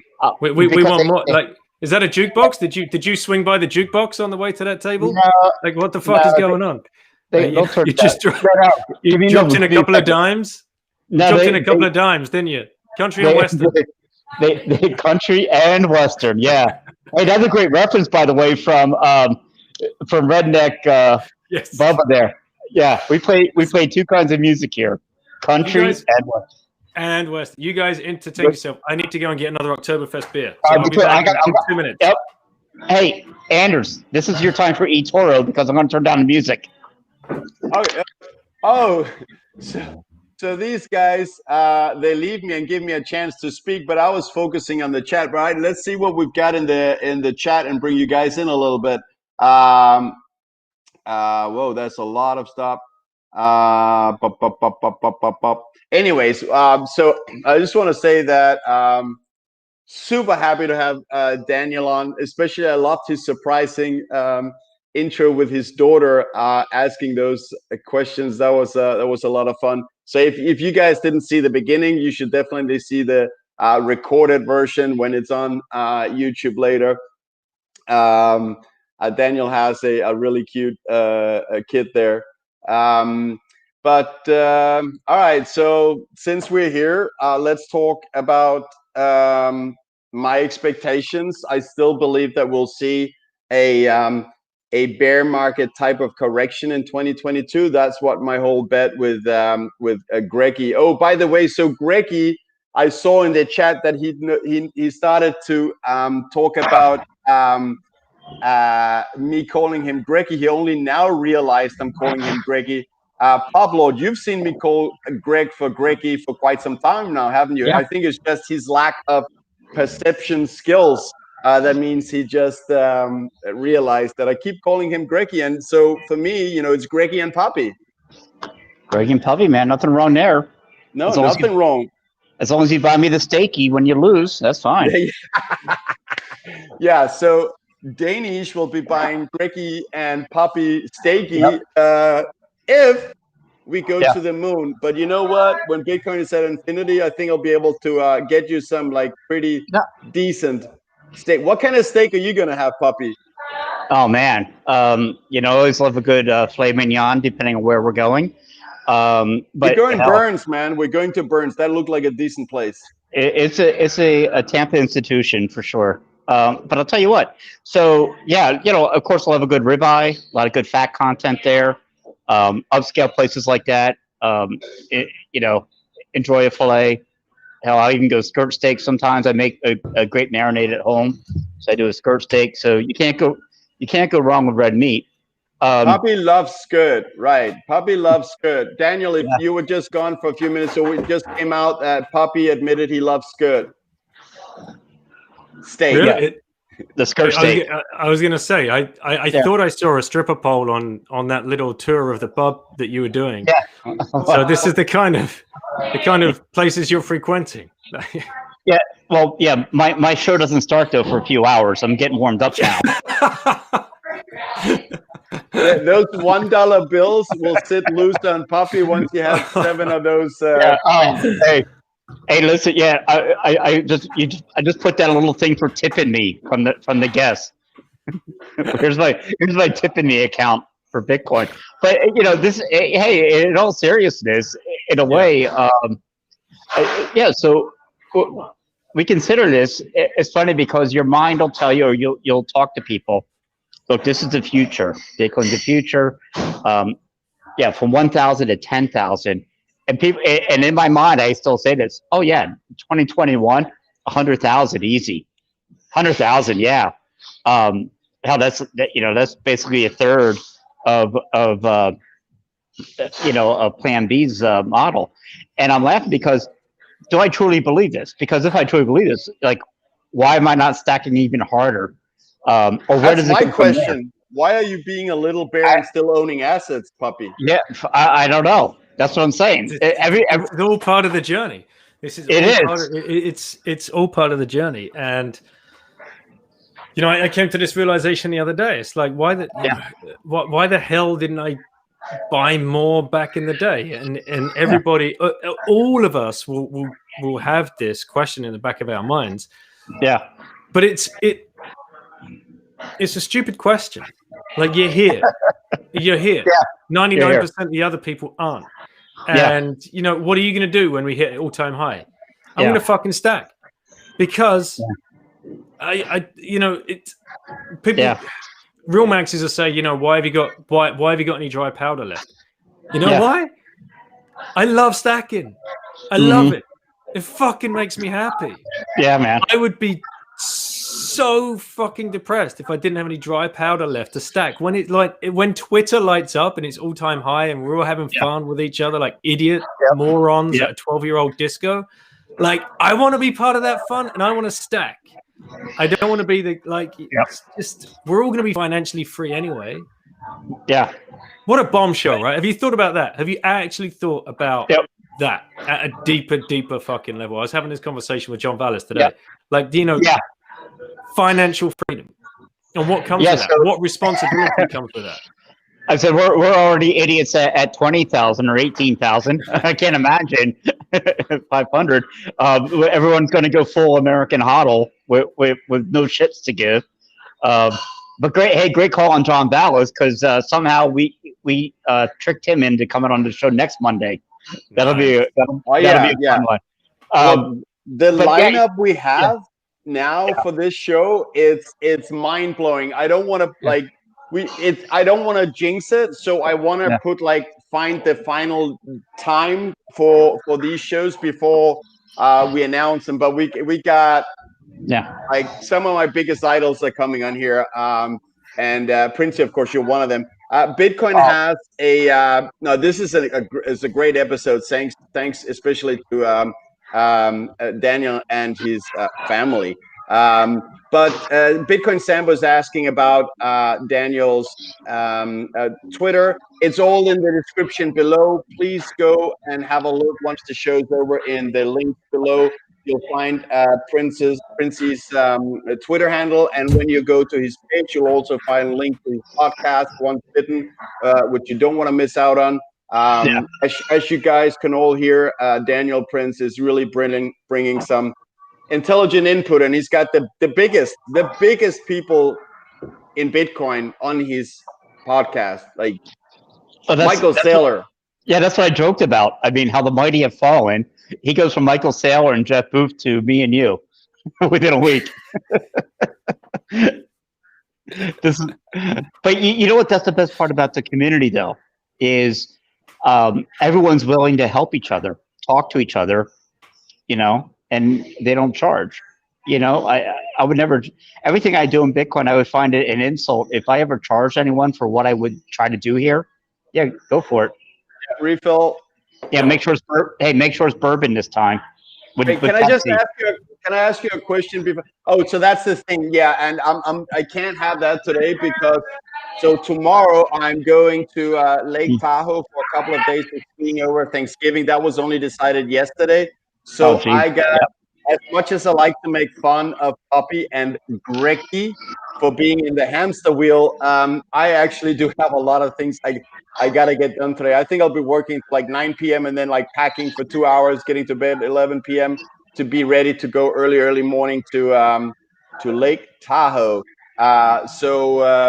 That's why I'm straight on the coffee, and this is actually my breakfast. This is what I've had so far, and I need a refill. So you guys take it away with the high quality content that you drop on the Toxic Happy Hour. And this is no problem.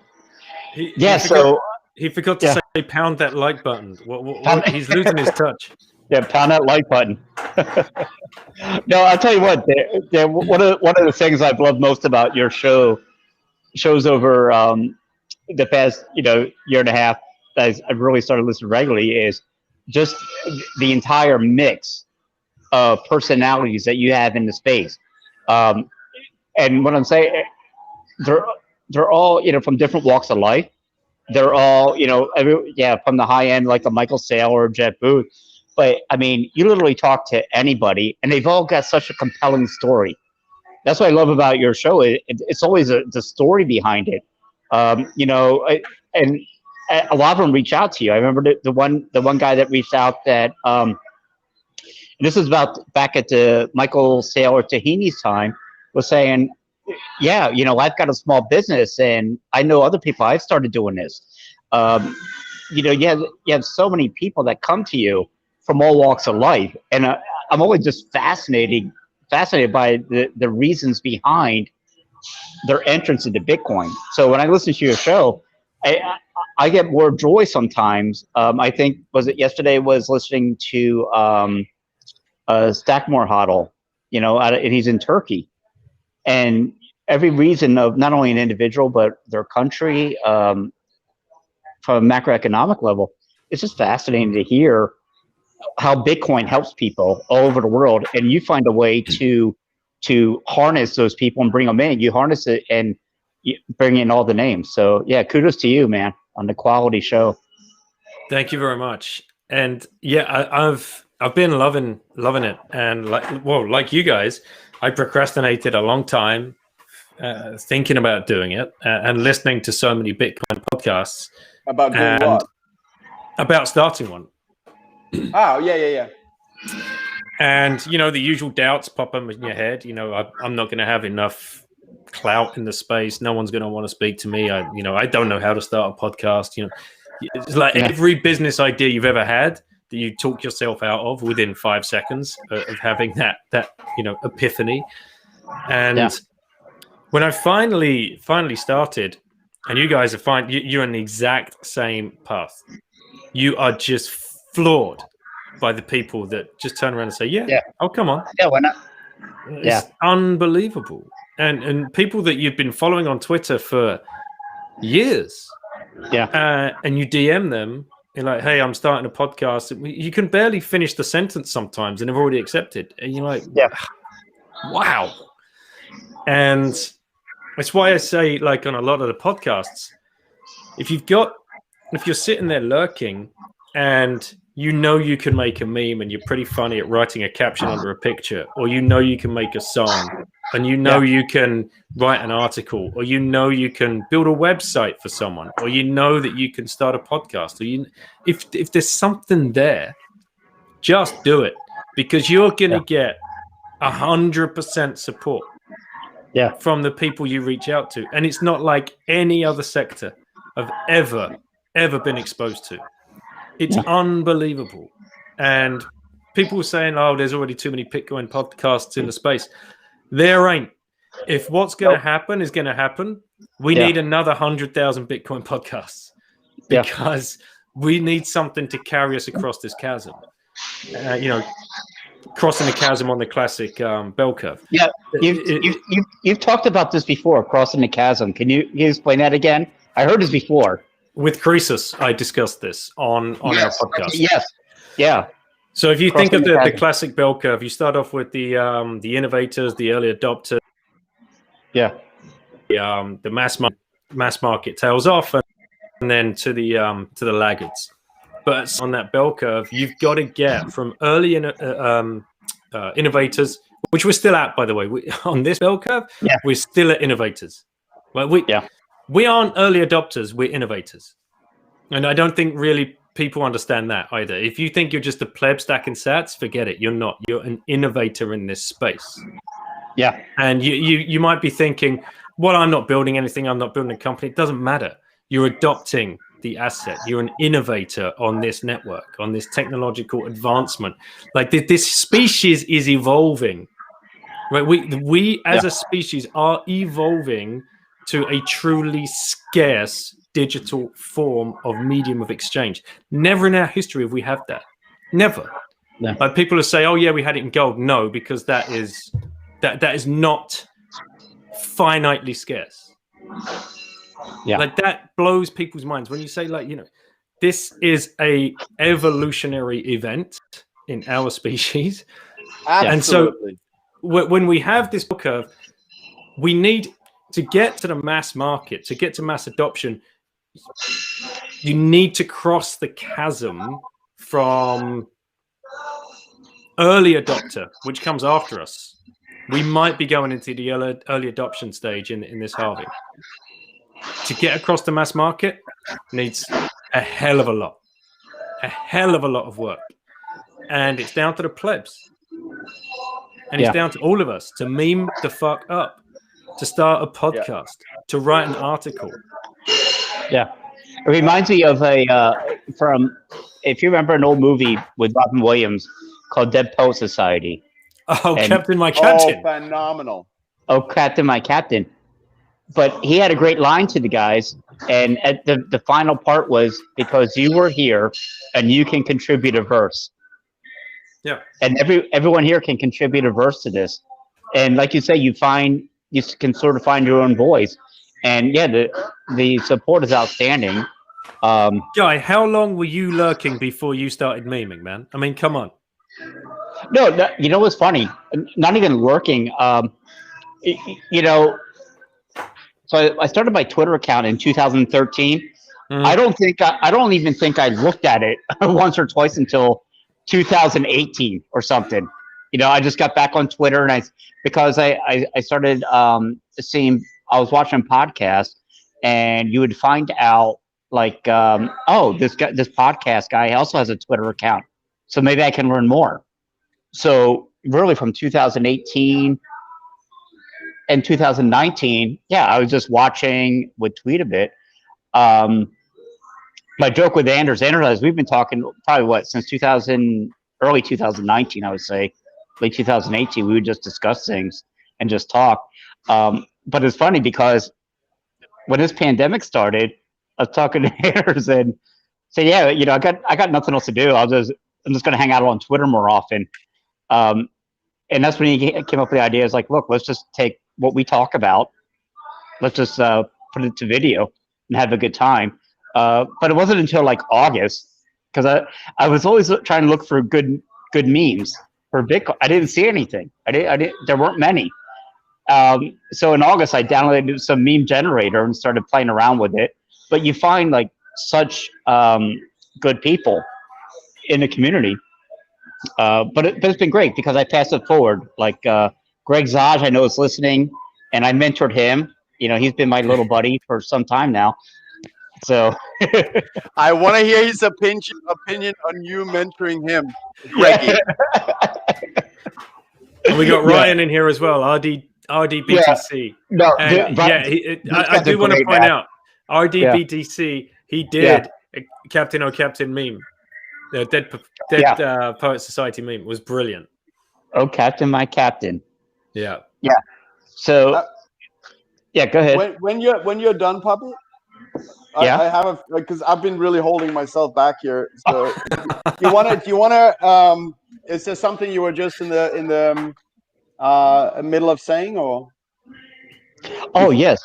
No. Greg Zaj. Yeah, he's my understudy, and yeah, if I have to miss a performance for some reason, he's a capable backup. Awesome. So I just want to first, I'll start with the last point here where Publord here was talking about him starting to meme. He is, I don't know if people know how important he is for Toxic Happy Hour. I mean, clearly he's my co-host, the better half of this show. Unfortunately, because he's a hamster, he's not always able to make it, like the Matt Odell show. Which, by the way, I highly recommend, and it's also down there in the playlist. But Poppy is so important here, not only because he brings all his insights, his questions, his challenges to me and to our guests. A lot of great thought activity going on there, but also he managed he memes a lot. He started memeing, as we just spoke about, this summer, and he's brought together a great group of meme beasts, which are now part of the Toxic Happy Hour hang around crew that Daniel, because you're in the same DM group on Twitter. We're having so much fun. So we've got apart from Poppy himself, Greg Saj, RD, Plan Marcus, hodl, and that takes me to Self-Bank is in there. Self-Bank. Yeah, man. Self-Bank. He needs to get active. You got to kick him a little bit in behind, I think. Yeah. And I want to bring that back, tie it back to the first point I want to say out of three. So here we go. As you were saying, Daniel, that when you have we're all blown away when we're coming from our very, very humble beginnings in this podcast kind of space by the people who are willing to participate as guests, even though we're starstruck when talking to them. They're big names that have been around as OGs for some time. But what I feel we have here in Toxic Happy Hour is a meme beast crew that I don't really see anywhere else. I mean, these five guys that I just mentioned, when they're activated to bring in some guests, I believe we can get everyone on this because they can create some fireworks with memes on Bitcoin Twitter, and also after a show like with Matt Odell, they were circulating lots of memes which were just hilarious with Matt Odell, and I think people appreciate that, right? It's funny. And the other thing you said, Daniel, that I want to talk upon, that you're saying just people buying Bitcoin and they're early adopters and they're doing their bit. Absolutely, that helps. Anyone who comes in and buy Bitcoin, takes it off the market, and basically increases the price marginally is taking it closer to infinity. Yeah. So you are speeding up the adoption of sound money. You are helping some of the best brains in the world working on the Bitcoin core protocol programming today by increasing the price of Bitcoin, because the more Bitcoin is worth, the more OGs that have Bitcoin can finance these intelligent programmers that come in, and that's a true thing. Like you look at Blockstream, which basically hold Bitcoin, and they can afford these amazing smart people to work on Bitcoin, and the more price goes up, the more they can afford to hire even more smart brains. So just by buying Bitcoin, you are facilitating the adoption of sound money across the world, which is going to be so great for humanity. Is there a question in here? No, there isn't. That was just a statement. But I'll give the word to you and Daniel. Anders freestyle. Yeah, please, Daniel, save us all. I can't follow that. Oh, come on. Yes, you can. So, well, Papa, you say something then. Okay. Yeah, the more so for Daniel, of course, what's interesting is you get to meet all these different guests in interviews from all walks of life. So, like, which one? Obviously, I got my huge man crush from Michael Saylor and Preston Fish. If you ever get him on the show, Preston, call me. By the way, yeah. So, but which one? Which idea or which one? Even from whatever level, even from a pleb level, which one had an idea or a view of Bitcoin that totally changed your thinking on something about Bitcoin and how you approach it? Was there someone that really just changed what going in? Like today, Anders is taking notes, but I haven't really thought about something like this before. Have you had that? Have you had that moment during an interview? Several times. Yeah, several times. Yeah, almost in every episode, to be honest. There's always something. So yeah, Preston's been on. Have you listened to that episode with Preston? How did I miss that one? I don't know, but it's Preston's one was unbelievable. I just retweeted it this morning because we got into a thread yesterday, and he's going to come on again. We're going to hopefully do a Christmas special, so hopefully Preston will be coming on again in December. Nice. But Preston and I, let me get the exact date, so I'm not talking nonsense. But for anyone that is listening and here right now, that episode, that turned me upside down because we got talking about corporates taking their cash reserves onto a Bitcoin standard. And this was months before MicroStrategy. Yeah, right. And then we got into the discussion about how that accelerates the transfer of wealth and how that then, because he's a value investor, right? So I asked him a question about value investing and how does it make you feel right now that we have stock markets full of zombie companies? Yeah. As a value investor, does this not just challenge your intelligence? Like everything that you've studied and everything that you've worked for, and you've built a business around value investing. And he loved the question, and we got right down this rabbit hole of as soon as a company. So he's a value investor in any value, right? And he's not just the stock market. That's why he's in Bitcoin. That's why he sees it so clearly, because it's clearly a store of value. And then he got into, he's like, just you wait until companies start allocating some of their free cash flow to Bitcoin. And you can bet your bottom dollar I'm going to start investing in that company, because as soon as a company moves to a Bitcoin standard, and then listening back now at that discussion, it gives you goosebumps. It's like, man, he saw this so clearly. And I'm trying to find the date so you can. So look up the date so I can talk for a second before Anders jumps in. And this is part of the reason I'm so bullish that Anders looks like a bear right now, because I can see what he's talking about. I can see when I hear him talk, Preston Fish, I guarantee, would take you up on the same steak dinner bet, man. I guarantee, because he sees what's coming in.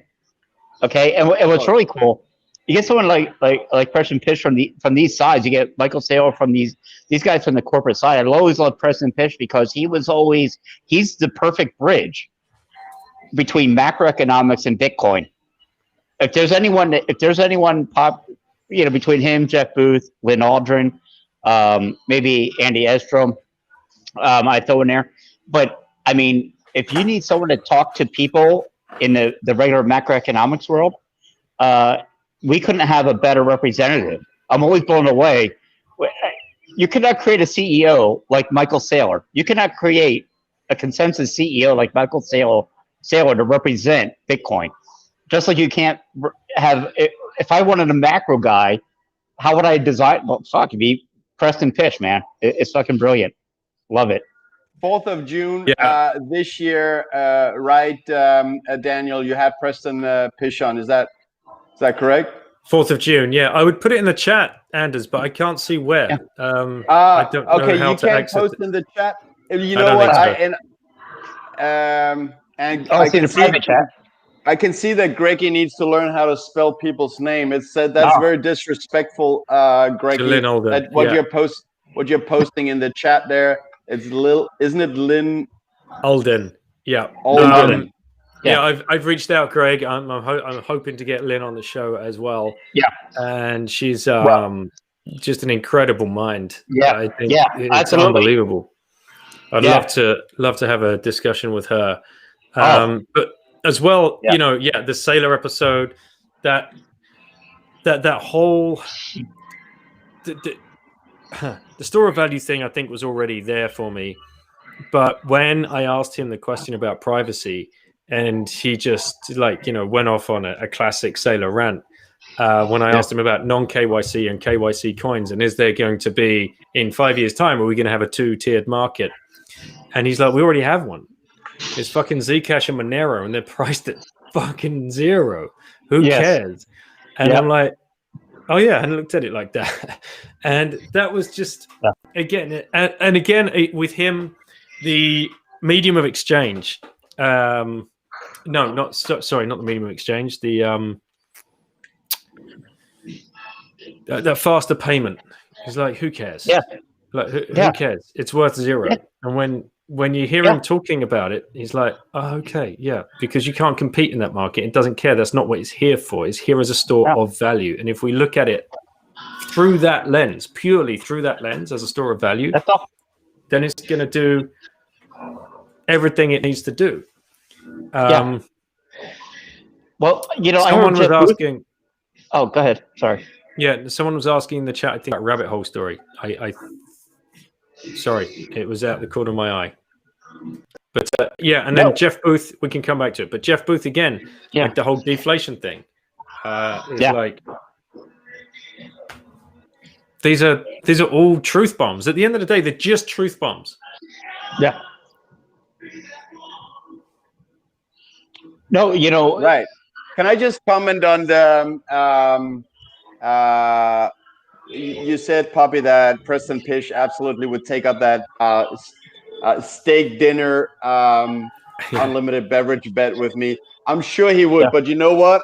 I will, if I had the opportunity, I would buy Preston Pish dinner regardless. No bet needed. I'd love to sit and pick his brain for a couple of hours there. Greg's odds is 50% bullish, we'll say, because he's willing to bet 50%. I'm 40%. I would have probably gone to 30 or 20. I think Preston Fish is like 10%. He would probably say there won't even be a 10% retracement. I love him, man. He's got it. Those guys, I mean, look, they got their fingers on the pulse. He and Jeff Booth, they get it. They sit on some of those boards right now. And right now, it's companies that are trying to untangle. You ever see that big ball? You're getting ready to decorate for Christmas. That big ball of Christmas lights, they have to untangle every year because you wrapped it up the year before. These are corporations right now trying to unwrap all their inside rules and everything else to buy Bitcoin. Thank God Michael Saylor, he had, 72% of the company. He could do it quickly, easily. He had people that were already buying Bitcoin in his group. Even one guy that they said, oh, he'll never get into this. He found out owned Bitcoin. You're finding companies right now that are just trying to unscrew themselves from all the constraints they have to get into Bitcoin. That's all I'm saying. And to give you a little bit of context of what's going on in boardrooms at the moment, I was speaking to a CIO today of a company, of a tech startup, and we were having this discussion about, are you having this discussion about Bitcoin in your boardroom? And he said, well, to be honest, we don't have any free cash flow. So any cash we get, as soon as we get funded, we are spending it. We are spending it. We are spending it. We're trying research and development, whatever else. I'm like, okay. Wow. So if you did have some reserves, what would you be, would you be considering going into Bitcoin on, 1 to 5% of that? Something very, very conservative. And he's like, there's no way that a CIO or a CFO or somebody in that position would be willing to take that bet if in a year from now, all of a sudden, that is 50% of its value, he's going to get fired or she's going to get fired. I'm like, okay, but if you flip that on its head Q1 of next year, if you've not at least covered your ass and brought up the fact of, I've researched Bitcoin, here's a PDF, here's a slideshow, here's an email to every stakeholder, every employee. These guys have to fucking cover their asses, because they're going to get fired if Bitcoin moons and you're the CIO or CFO and they turn around like, what the fuck? Why do we have no exposure to this? So these guys, but we've got to have empathy. We've got to have empathy, right? We have to have empathy. And this is one thing Michael Saylor said on my show. Yeah. You've got to have empathy for these guys, because they're stuck. You're damned if you do and you're damned if you don't. If you convince everybody to go into it and it does drop away, even if it drops away 5 to 15%, people are going to point and laugh at you. Oh, you went into the internet geek money. If you don't do anything, you're losing your job. So how can we as a community help the Bitcoin boardroom guy? How can we help him? Because he can't go into the boardroom and say, hey guys, you got to listen to these podcasts and you've got to read this from Breedlove like Michael Saylor did. He did that because he had 70% stake in his own company, right? He's been CEO for 31 years. He can call the shots. Jack Dorsey can do it because he's cash out, right? You know, but the other guys, this is going to be a really long, slow process, and they've got a target on their back either way. But they've got to bring it up. And if they don't bring it up, I think it's riskier now, if you're in the boardroom, to not bring up Bitcoin than it is to bring up Bitcoin. Is that something you heard from one of your guests, or is this your point of view, Daniel? This is my point of view. What I heard today from a close friend who's a CIO was the other side. He's like, guys are going to be scared. They won't do it because they're scared they'll get fired for bringing it up, or if they did convince the board to invest in it. But I got a sneaky suspicion other way around. If you're not bringing it up, I'd like to see that. You're putting a target on your back. So, but also this is something that Michael Saylor has brought up many times. He says other people will be scared. You know, they can never move as quick. They can never move as quick as Michael. That is a one and done. And so if we get to Q, wants to escape velocity again, right, Anders? Yeah. This comes to escape velocity again. If we get to Q1 and Bitcoin is doing its thing, how many other? So this will be now a good 6 to 8 months after MicroStrategy's move, and Square and Paul Tudor Jones and all the other big names that we're probably going to get before this year is out. When corporate FOMO kicks in, forget retail FOMO. Retail FOMO is nothing. Absolutely zero. When corporate FOMO kicks in, zero. What's going to happen? Like, it's over. And have you seen the graphs? Have you seen the graphs? Like the Bitcoin on exchanges going down. The hodl waves on Unchained Capital's hodl waves. Yeah. Done. So who's gonna? But that's just it. Who's gonna be that guy? You know what's amazing is, as far as the CEO, Saylor's already led the way. Small businesses, people have led the way. So there's a lot of background in my mind. There's a lot of background and proof of concept. Where, my God, if you're working at a corporation and you can't convince the board to go into this, then you're not doing your job. Because at some point, especially for a publicly traded company, I've talked to this with Anders before, is, you know what? There's a fiduciary responsibility you have at some point. Mm-hmm. You see, there's a responsibility you have. That's exactly the point. And I see in the chat here is that we don't have to help him. We have to help poor people, and empathy for corporate boardrooms, ?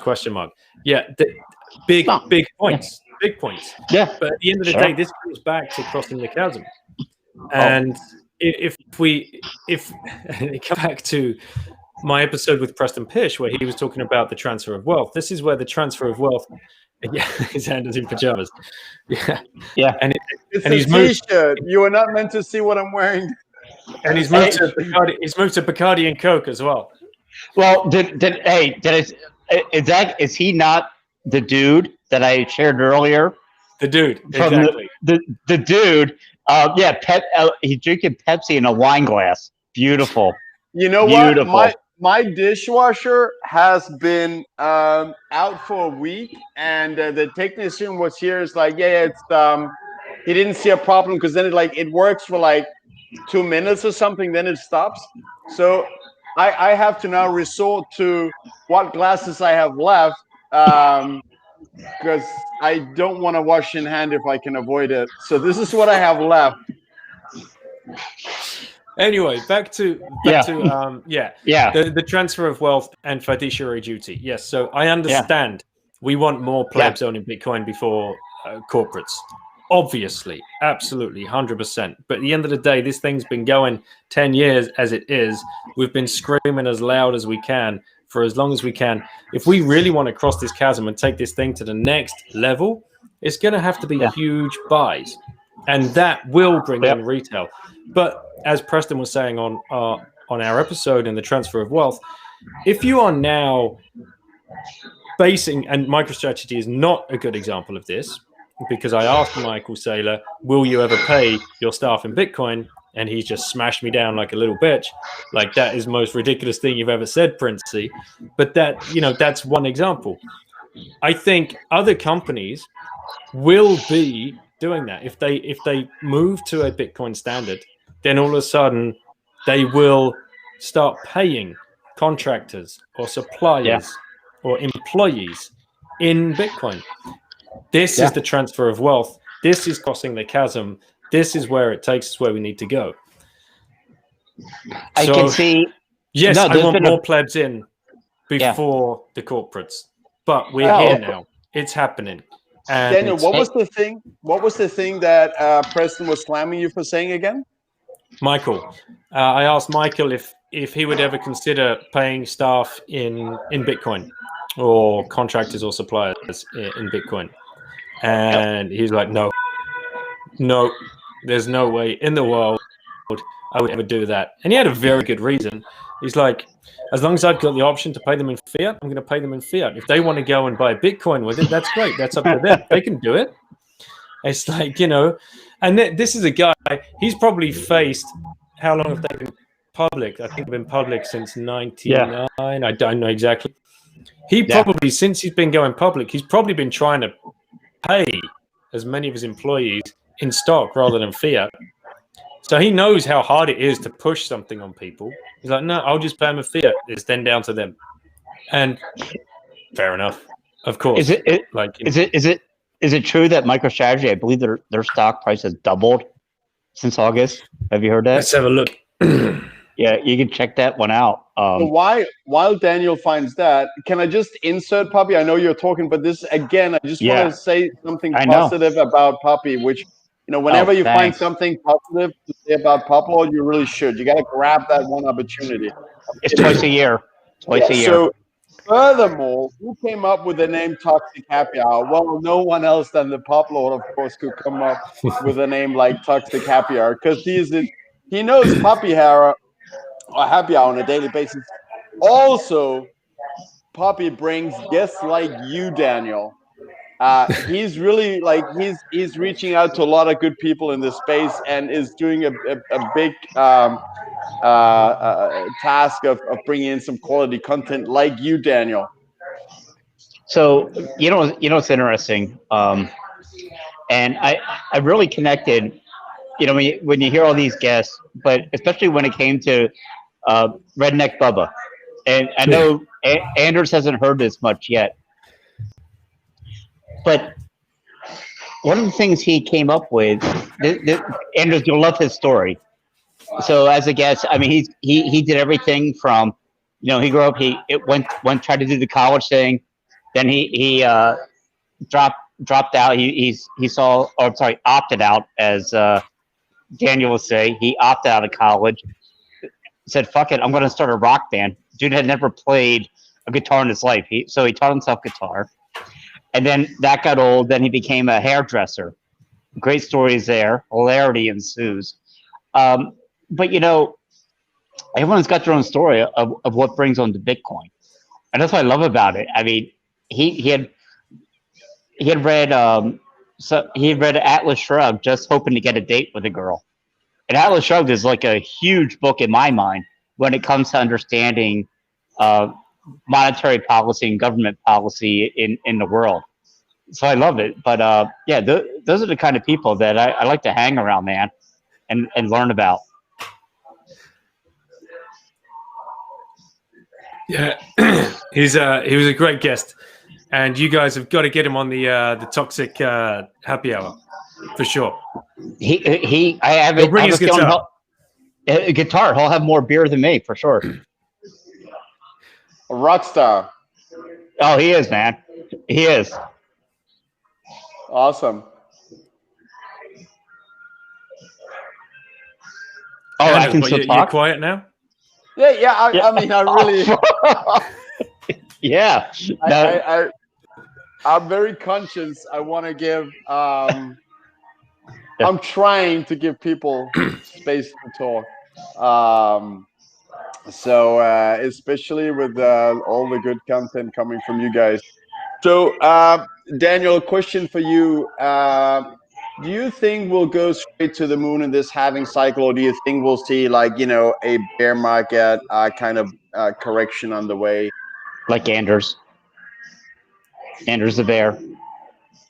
Anders the bear. Don't pull me into this bet. You don't have to bet anything. Hey, listen. I'll put it to you this way. If the bet works out, I can fly you over, no problem. You, the family, I'll send you a limo to the airport, bring you over to the U.S. for a steak dinner, because, yeah, at that point, I really don't care. You're going to send the private jet guy, yeah? The one you used to... Hey, so what's funny and you tell Lauren, my daughter is 11, and also she rides equestrian as well. So yeah, we could do some riding on the side. Yep, good stuff. So Plan Marcus says he can't believe he was the first pleb to hit the like button. I guess smash that like button for Daniel Prince, if nothing else. And Daniel, as you might have. You caught me actually trying to get you to, because earlier when I asked you who's going to win the bet, you didn't want to say. So now I just tried to ask you another way, actually. But I think you realized that. Yeah, didn't succeed in getting that out of you. Absolutely. I know. Sorry, I think he knows. Didn't bite. Yep. Didn't bite. Is there any? Are there any more questions that? Rabbit hole. Somebody asked about the rabbit hole story. Yeah, how did I enter the rabbit hole? Take a bow, Grant Williams. Do you guys know Real Vision? Yes, I know it. Yeah. So Grant was one of the co-founders of Real Vision with Raoul Pal. They've both been on the show separately. Definitely go check out. Actually, I had Raoul Pal on the show in March, and the last question I asked him was 2020 all-time high. I said, but before you answer, I'll write down my guess, and then you tell me your guess. He guessed 37K, I guessed 36K. So we're still in play. That's all I'm going to say. And if we didn't have the correction in COVID, who knows where we'd be. But it was Real Vision. Oh, wait, can I let me jump in real quick on this one. Yeah. And because I think it's cool when you can look back, or I had the advantage of listening to your shows after the fact. And I was telling Anders the other day, we were talking about, man, well, this would be a great question to you. The one question you wish you asked, but you didn't.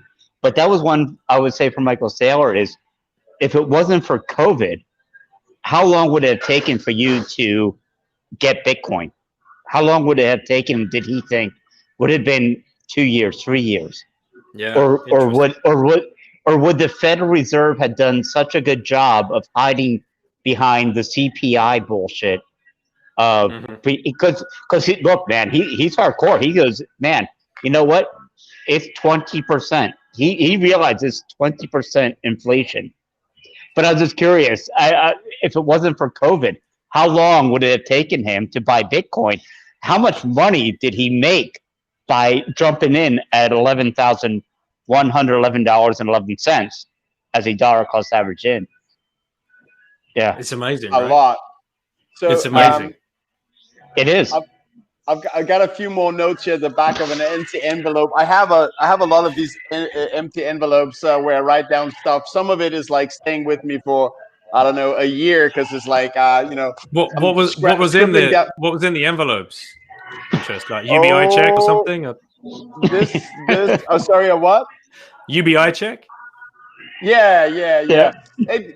That could have been. No, I don't think so. Actually, this one I don't know. It doesn't say. But I just want to let everyone in the chat know that Plan Marcus is the guy who invented the red balloon. So only his red balloon gets to go on the screen. I love you guys supporting it by finding other balloons in the chat. But Plan Marcus is the red balloon that goes on the screen. David, I want to challenge what you said with, because of the COVID correction, maybe we're not going to reach those 30,000 of dollars, which we still may. I mean, we did 100% in 2 months. But I actually think that COVID means, yeah, sure, it was tough in March, and Bitcoin, I don't think, has ever lost 50% in 8 hours. That was nuts. But just like they found out, the central banks, that money printing, quantitative easing saves asset prices, make asset prices go up. Because they started that quantitative easing on steroids, not only as stocks and real estate going up, I also think that Bitcoin probably wouldn't be at 18,378 as I see right now in Bitstamp if it wasn't for the fiat currency printing, because as I mentioned earlier, we're actually on this halving seeing the price rise faster than we did in the previous 2016, 2017 bull run. And lastly, I just want to add also, so in my whole, this with bet also that I have going on with Proppy and Greggy, and the thing that I'm spending most time on, I think probably daily, is trying to analyze, will we see that 2022 correction or not at the level of 50% or more? To be honest, I am seeing more and more bullish signs. The fact that the price is rising faster than earlier, and the fact that after this massive run up, we're not seeing any real correction. I think it would have been a normal thing. It would have been a 2016 thing if we had seen 25-30% correction. Now we didn't see that at all. I think Bitcoin went down 3%, and that's, I really think that there's a lot of bullish signs, and this may be the sign of other companies starting to do what Michael Saylor did, which was dollar cost averaging in every 3 seconds.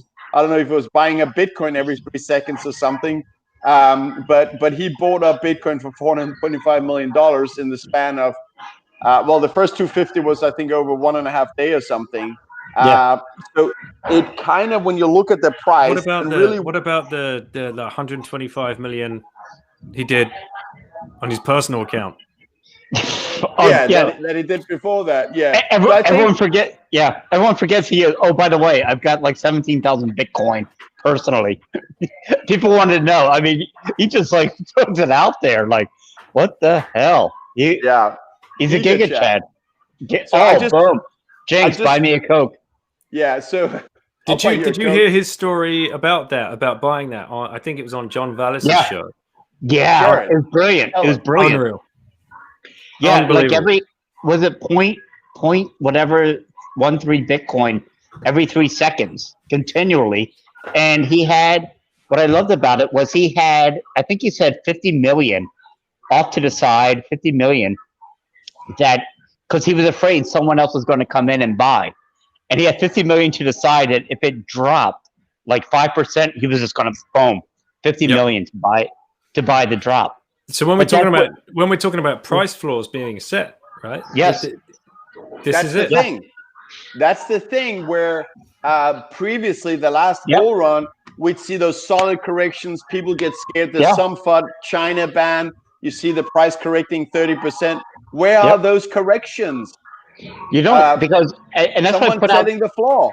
This is what I put out today was, hey, all Bitcoin podcasters, if you could release Michael Saylor from his duties this week, we need him to do what he does best, buy Bitcoin. Because we needed to send, that guy's too busy doing podcasts, and he should be buying Bitcoin. That's all he does, buy Bitcoin. All right, but gentlemen, Poppy, if we should have any hope of bringing Daniel back again, maybe we should give him time to his European timing, respect that. That he's got a family, he's got a bedtime. Of course, yes. I got to finish up too. Yep, go ahead. Yeah. So absolutely. Once again, everyone, Daniel's Twitter and his podcast, you don't want to miss them. You'll find link to his Twitter down in the description below. You'll also find naturally Poppy's and my own. And on Daniel's Twitter, you'll find all his interesting links, like his podcast, Once Bitten. And then let's do some final shout outs. And then, so let's do final words, Daniel. Thank you so much for being on. I really love the angle that you bring in and the knowledge you have from your guests. You're elevating our humble toxic happy hour here. I really appreciate it, and I look forward to have you back on, man. Anytime. Really appreciate you guys doing this and stepping up and bringing so much fun to the space. It's brilliant to see more initiatives like this, and long may it last, because we need everybody stepping up and bringing some noise to this space, and let's take it forward. So appreciate you guys. Thank you so much.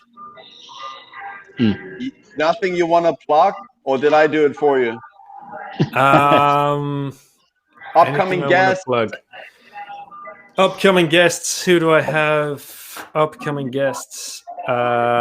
Who's yet to drop? I think I have the first female boomer coming on. I've never heard a female boomer coming on a podcast before. So she's going to come on and talk about her rabbit hole story and the reason she's stacking sats. I have a guy. I have an actor from Canada, Hollywood star, stacking sats. He's coming on. I have Peter Doyle from Horizon Kinetics. He was on Pomp's show recently. He's a big money manager in New York. We've already done that recording. I'll be dropping that soon. Jan from Delta Badger. So Delta Badger was a really cool app that was a side project of his, where he's partnering with exchanges. So Kraken, for example, now have Delta Badger on site. So if you have an account with Kraken and you want to stack by the minute, you just say Delta Badger robot, stack minutely, stack daily, stack weekly. So now you can DCA on Kraken, because Kraken never had that before, but Delta Badger are building that. So Jan's coming on to talk about that. JP Barrick will be on in the new year. Preston's going to come on in December. There's a bunch of people which I'm really looking forward to chatting with and doing more shows. It's been a crazy journey so far. Excellent. Poppy, Publord.hodl. Final thoughts, plugs. Oh, sorry. I thought I would have more time for a drink when you started talking. I thought I had about. You and I will hang out. You and I will hang out in the green room afterwards, and maybe even develop with Princey a bit to coordinate all the great guests we have coming on. Yeah. So real world. When Andrew starts talking, man, you got about a pint in you easily as you wait for him to finish. No, no. I'll tell you what, man. I love shows like this. You and I, of course, I love our one-on-ones. Um, no, what I love most about Daniel is he was like one of the first guys that was that initial. Oh yeah, fuck yeah, let's do it. Let's do it. I love paying it forward. I love old school guys. Even like Hodl and I, guys I never thought paid attention to my Twitter account, but they when you reach out and say, listen, we're doing this like informal happy hour, and they said absolutely, yeah, whenever. I love that about Bitcoiners. And it's all about Bitcoiners. It's about the people in this space. And Bitcoin is people. Are the plebs, and I love it. And I can't wait moving forward. I know you're bearish on the future, but let me tell you, Anders, trust me, Bitcoin is going to do okay. It's going to do okay, my friend. Infinity 2026. Well, you know what, and I was laughing today. I was thinking back earlier because you had mentioned one time about at the end of the day it goes to infinity, and I was thinking to myself like, wait a second, if it goes to infinity, why in the fuck am I ever selling this? Why am I selling something You're not. that is mathematically designed to go to infinity? The thing is, you're not. That's what I'm saying. But eventually, in the end, when there's no dirty fiat around, it's the only thing you can pay with. In the supermarket, wherever, the Bitcoin will be the only money. Again, Gresham's law. I did an 8-minute video. It's further down on my the video playlist on my YouTube. And also, Daniel, I just want to tell you, just between you and me. So about 3-4 months ago, Poppy here, who's calling me bearish, he kept saying, but there'll be there'll be other money around. Like he couldn't see why we would not have a dollar. But I love how finally I managed to convince him. So now he's calling me a bear. I think that's I'm happy. I'll take one for the team to bring Poppy up to speed to infinity. Yeah, thanks, man. Listen, look, hey, Anders, is Bitcoin going to be $1 million one day in value? Yeah, but it will be a million. Whoa. It will be for a very short period of time. It's going to race past 1 million. Yeah, thank you. So if you believe that, you believe that, we might see 900,000 and 1.1 million the same day without ever going below again. That's the kind of speed we're looking at, I think, for hyper Bitcoinization. And I think, look, if we can touch $500,000, I don't think there's no going back. Then it will probably continue. To me, that like escape velocity is probably in that realm. If we can reach that in this halving, it's moon. Yeah. My escape velocity. It's moon, it's Mars, it's intergalactic, it's interstellar, and then it's intergalactic. That's it, infinity. Listen, I understand that CEOs or CFOs will bury their head in the sand and they're going to do the traditional financing. But if they truly see this at $100,000 and they're still not buying, they're just fucking done. They're toast. They're done, man. They're just done. I don't understand how stupid you could be. From 10,000 to 100,000, it'll be within what 15 years. We'll say at that point. I don't get it. If they're that dumb, oh well. That's on them, man. I love this comment from Plan Marcus. I threw it on the screen. Daniel's like, I thought this was a wrap. Like, he's telling his family, all right, I'll be right there. I'll be right there, love. Yeah, this is our wrap. This is our usual wrap. Yeah, of course. This is our 30-minute wrap up. All right, okay, cool. I'm good. I'm good to hang around for the wrap. That's I'm fine with that. I'm used to being upsold. It's that's all good. Yeah, we're good. Yeah, we're upset. So Daniel, will you buy some Bitcoin? Will you buy some Bitcoin now? Right now? No, am I upselling you? You'll buy some Bitcoin now? You believe it? I thought you wanted to do a community stack or something. I'm down with that too. So it's absolutely no problem. But I I didn't finish. Somebody did ask about the rabbit hole story. I started telling it, and I feel as though I would be remiss if I didn't round that out. So it was Real Vision. Watching those interviews back in, well, just after they launched. And the reason I was one of the first couple of hundred people to sign up, probably even less than that, is because I knew Grant in Singapore. He and I had become friends just around the time that he was launching Real Vision with Raul. And about 6 months into the Real Vision project, I was getting blown away by the content that they were putting out. And they had one of the first, I think the first interview they released free was Raul's interview with Mark Hart, who was this investor no one had even really heard of before. But like you listen to the guy for the first 2 or 3 minutes, you probably find it on YouTube. Mark Hart, it's like probably back in 2013, start 2014. Listening to that guy, he didn't even talk about Bitcoin, but this was the quality of Real Vision. Like Real Vision turned like CNN, Squawk Box, and whatever else that we'd been relying on for our financial education, just turned it on its head. They went long for this. This interview was an hour and a half, and it sailed by. And I was like, wow. Then I watched another one. Then I watched another one. Then I watched another one. And I remember having dinner with Grant and saying, what the fuck is up with this whole Bitcoin thing? Like, are you going to cover that as just a complete farce? It's a sense. Like, you know, at that time I was working in foreign exchange markets. Yeah. And we were all focused on our daily hamster wheel job, right, Anders? You don't pay attention to this kind of stuff. If you are trying to bring home the bacon for the family, you're too busy to put the effort in to learn about something like this. Oh. And he said, it's funny you mentioned that we've got a Bitcoin series coming out. And it was only 3 or 4 interviews. There's one with Trace Mayer. There's one with Tour de Mister.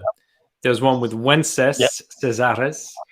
And one other person who I can't think of their name right now. And I was, what am I listening to?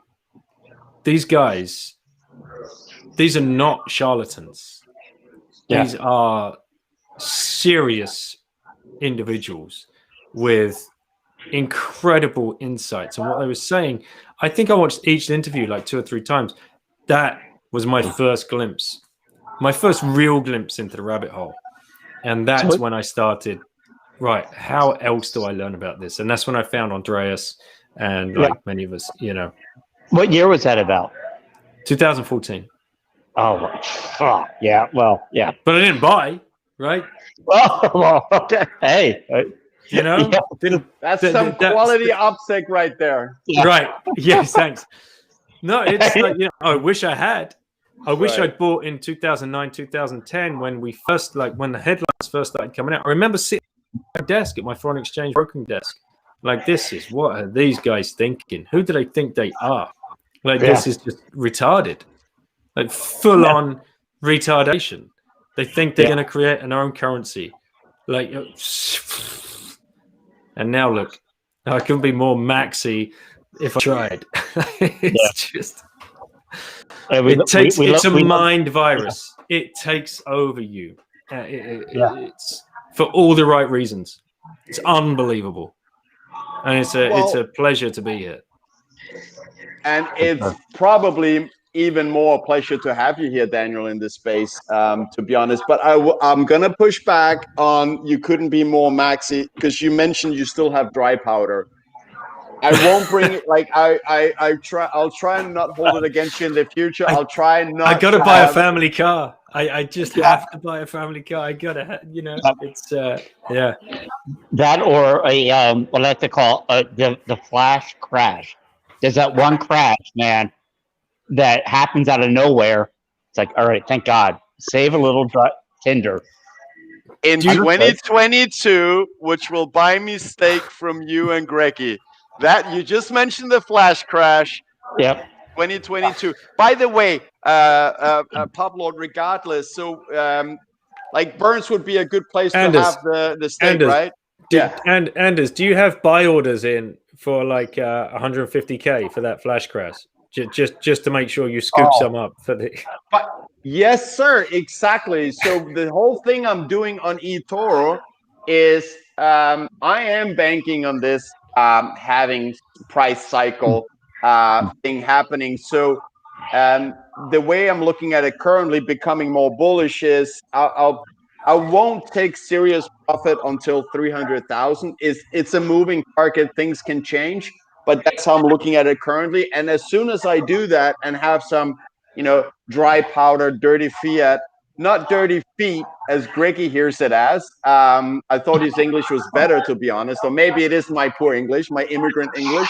But as soon as I do take those dirty fiat profits, I will immediately turn around and allocate those to limit buy orders, because anytime we've seen these bear market capitulation bottoms, it happens boom, like a wick down, and it goes very fast, and there will be no time to go and enter market buy orders at that time. It's happening so fast, so I'm allocating all free funds to limit buy orders.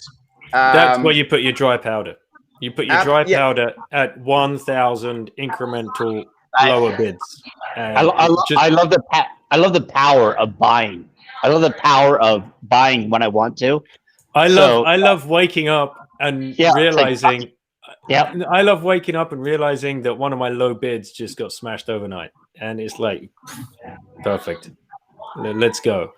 But like you as well, market buying. There's something about market buying as well. I say fuck it all. I market buy everything, man. Just when's your next check? And are you 100% up on that right now? Which one? Oh, your one? UBI check. Oh, 100%. Node reset. I'm just gonna insert node. I gotta do a node reset. I love the fact that we wrapped this up 40 minutes ago. I didn't. I'm resetting. I gotta reset my my Lightning node. So I'll be right back. Do what you gotta do. Yeah. So. So in April, of course, I get my government check. Thank you, Uncle Sam. At the time, Bitcoin was at $7,000. I converted it straight to 0.1689, 1.17. So yeah, it's over $3,000 right now. I just converted it straight to Bitcoin. That's incredible.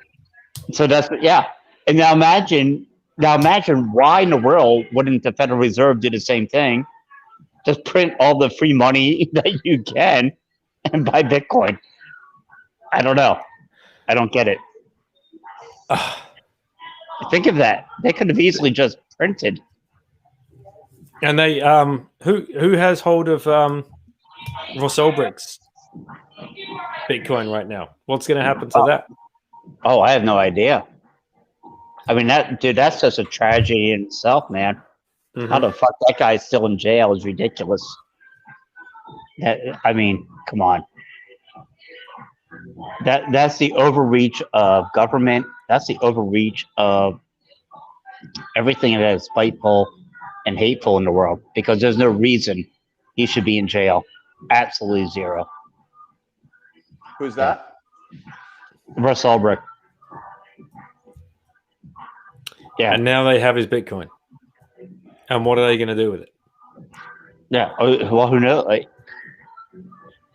was always curious. There's someone who wanted to ask me about. I put something out about Bitcoin being unconfiscatable, and they said, "Oh, that's bullshit. It's totally confiscatable." I said, "Explain to me how." Well, they got this guy's Bitcoin. I said, "No, not without his help. If you have your Bitcoin properly secured, unless they are literally beating you to death, wrench attack, they force it out of you.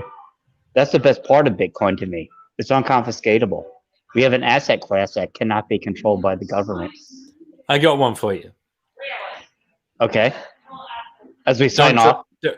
As we sign off, I'm going to ask you a deep one on whether we're all just smoking from the hopium, and it's like we're all about don't trust, verify. Yep. Right? 100%. Don't trust verify. Mm-hmm. Bitcoiners say don't trust verify. True. Bitcoiners also say we have no fucking idea who Satoshi Nakamoto is. Yeah. That's true. So, like, when But he doesn't. I mean, even if it was CIA who called themselves Satoshi Nakamoto and created Bitcoin, it's an open source project where today the code is totally hardcore revised and peer-to-peer checked and everything. So it is a living organism today that, where it no longer, Satoshi no longer can stop the project. And Greg's got a little question for you there. I shouldn't help you, but blink if you're held captive. yeah, I blinked at him. I feel like, yeah. That's what I did to Greg. Yeah. They call me Dan Frank here. It's I'm held captive in an attic. But yeah, like when the FUDsters come at you, it's like, you guys, you say don't trust verify, but you have no idea who set this thing up. So you can't trust who set it up, and you can't verify who set it up. And you're like, how do I get over that one in a real nice slap you back down manner? And well, true. I think we get so, I wouldn't say desperate. We get so, you're looking for a hero. Look, after 11, 12 years, 11 years of number go up, technology that hasn't been hacked, every year it gets more and more trustworthy. You see? Every year, guess what? Oh, guess who didn't show up today? Satoshi Nakamoto. Next year, guess who didn't show up today? Satoshi Nakamoto. You see? So, what I'm saying, it's like, you talk about your Gresham's law of the, kicking out the bad money first. Or as I say, what the opposite of Gresham's law is why the hell would I sell something so valuable? Same thing here. There's been no response. I mean, the response should have come. If it was someone that wanted to make money, hell, they could have come out 2017. They literally made money. Yeah. Creating Bitcoin was making money, a money better than the world has ever seen, because the properties of money is basically whatever commodity in the world performs better than these commodities by force of nature, like gravity of a black hole. Mankind will come to these properties being portable, divisible, durable, fungible, means there's privacy. And first of all, of course, clearly it's got to be scarce. Otherwise, they won't be able to compete as money. And there's just, portability. Bitcoin is infinite portable. You can walk through custom with $100 million worth of Bitcoin in your memory, remembering that seed. So there's no metal detector going off like it is with gold. They can't find fiat currency in your prison wallet or anywhere else in your briefcase as you walk on that plane. So there's nothing more portable in the world, commodity-wise, than Bitcoin. Durable. It's a infinite durable, because as long as you don't throw away your private keys, it will be there forever on the blockchain. It's also infinite divisible, because we got 100 million sats per Bitcoin, and when needed, as I've heard from some of the core developers, we can just add more zeros to it. So sats is the next Bitcoin. When the value is high enough, there will be one sat, and everyone's be like, wow, he has a full sat. And then there's going to be subdivisions of that. Try calling me bear now, puppy. Fungibility is the one thing I'll say. It's the only thing where Bitcoin doesn't have infinite maximum value, which you cannot beat. And therefore, with Gresham's law, it will suck in the value from humanity. We will gravitate towards it like the gravity of a black hole. So there's no stopping it. There's no government being able to stop it. Again, it's a black hole. It's a black hole that will take in all that. Look, I'm jumping in real quick. East Coast time here. I gotta take off, but I'm just gonna say this. This is the black hole that will just it'll take all what we perceive as value. Everyone that has what they think is value, the first thing they will do will start hiding it in Bitcoin. Michael Saylor was the first one to see how fast he was losing value. He was losing value, and he realized the only way I can store it is in this perfect, as he called it, I think, an energy system, in a way. He stored it there. He's the first one to do it. Others are going to follow. Okay, others are. We're so ingrained. We're so stupid. We're so stupid. We follow everything. We thought we could That's have gonna learned. be a great meme right there. Puppy saying, "We are so stupid." I can't wait for Greggy to work on that one. Oh, sorry, I gave him the idea. I'm sorry, No, Puppy. no, we are stupid. No, I'm talking about the people in business, the ones that'll say, "Oh, I could never do that." I mean, are you kidding? I could never put this much of our money into Bitcoin. They're going to realize in a year, Jesus, how in the hell did I not put it all in? Because I think Sailor's like 100% right now. The guy is off the charts, as you know. Yeah. So Yeah. so this So yeah if this you're is our done, if signing off, you're bro. done, Yeah, if I you're got to done take with off. your inserted comment, I'll just continue why Bitcoin is the best money ever. The Yeah. things I'm kidding. I love your input, and I love No, your yeah, guess what, Puppy. It's you I bring got it to like take no off one now. else. So already on those properties of money that are basically universally established as the ones that determine whichever commodity, be it digital or physical, in the world that becomes money of the world. Gresham's law. There's winner takes it all in this game of money. Furthermore, because Bitcoin is decentralized and digital, it is the only money we've ever seen that cannot be confiscated, and you can have permissionless value transfer. We saw it first time with WikiLeaks that were exposing military atrocities, and therefore U.S. government were trying to switch off the funding from them, and Sponsorship resistance. That's you the could part. they killed their ability to work with credit card companies. Credit card companies were told you're going to be shut Yeah. down if you allow WikiLeaks to be your client. They killed Swift, the international bank transfer system, so that they no longer could get money from No. around the world. And in came Bitcoin, permissionless value transfer. If you want to send money to someone, no one can stop you. Yeah. So on those properties that have gone through, Yeah. there is just no better money. It's not whether about if it's on a blockchain or not, but the blockchain of Bitcoin allows these things. And because it's infinite max volume and has the hashing power it has, which even if you copy the code and you have something with 3 computers, a hashing power to support it, it won't stand a chance. We are already No. past the point of no return, probably years ago, if not a decade ago or 11 years ago. Bitcoin already won. We are watching the world realize it. That's all. Bitcoin already won, as Michael Saylor says. And that's my input. So I'm sorry you're the bear right now. I know I know we're going. I'm going to the moon, but I got to take off now. Yeah. Hell, we could break almost. I know the three of us could set the 4 hour standard, but I got to take off. Guy, I just want to know how many pints have you blown through? One. The same one just keeps refilling itself. And it's one. Always one.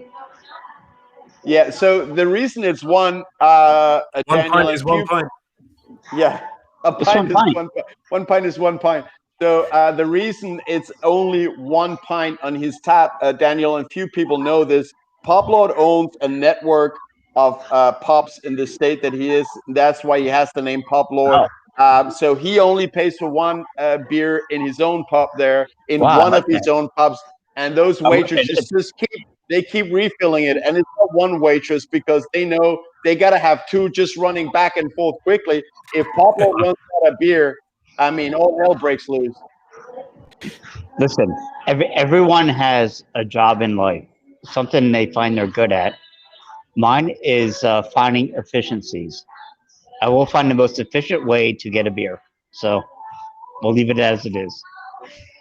But no, All right. I don't own the pub. I wish I did, but I don't. All right. Let's say All right. that those words were Yep.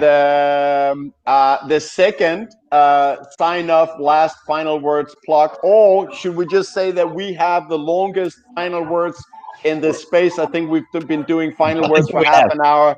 I We're only have getting. one thing to say, probably just through his final words. I just want to thank you again, Daniel, so much for being on.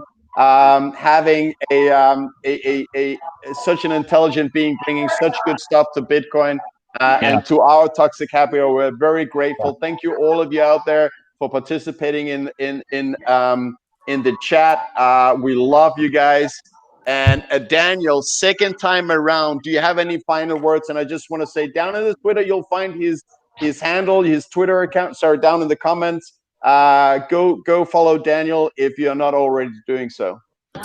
I would say, actually, go and listen to the last podcast with Timothy Allen, the photographer from the Human Planet, because that was such an amazing series.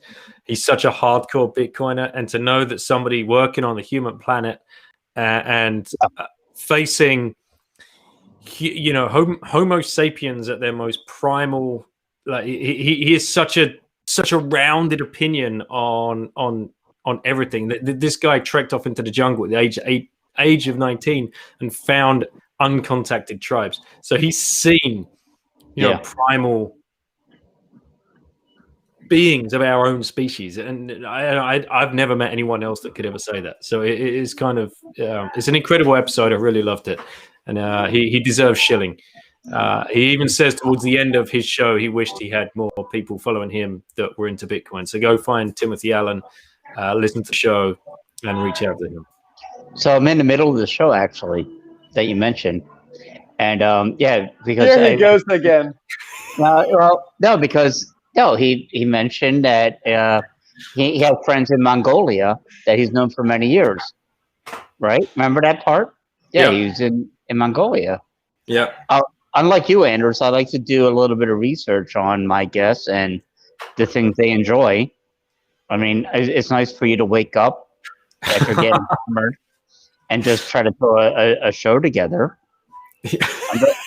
I'm just trying to be professional here. That's all. I don't need to put a show together, puppy. I got you. That's what you're here for. You're bringing the guests, you're bringing the great content, and you're bringing the atmosphere straight from the pub. Daniel and Puppy, nod if those were the final words, and I'll sign it off. We're good, man. Love you guys, Daniel, man. Love you guys always. On that note, then, guys, thank you so much for participating on the panel, co-host in the chat, and a word of warning: do not hold more value in fiat currency than you can afford to lose. It's a built-in policy. It's going to be wiped out. And I think that was the final words. Bye for now. See you on the next one. Ciao.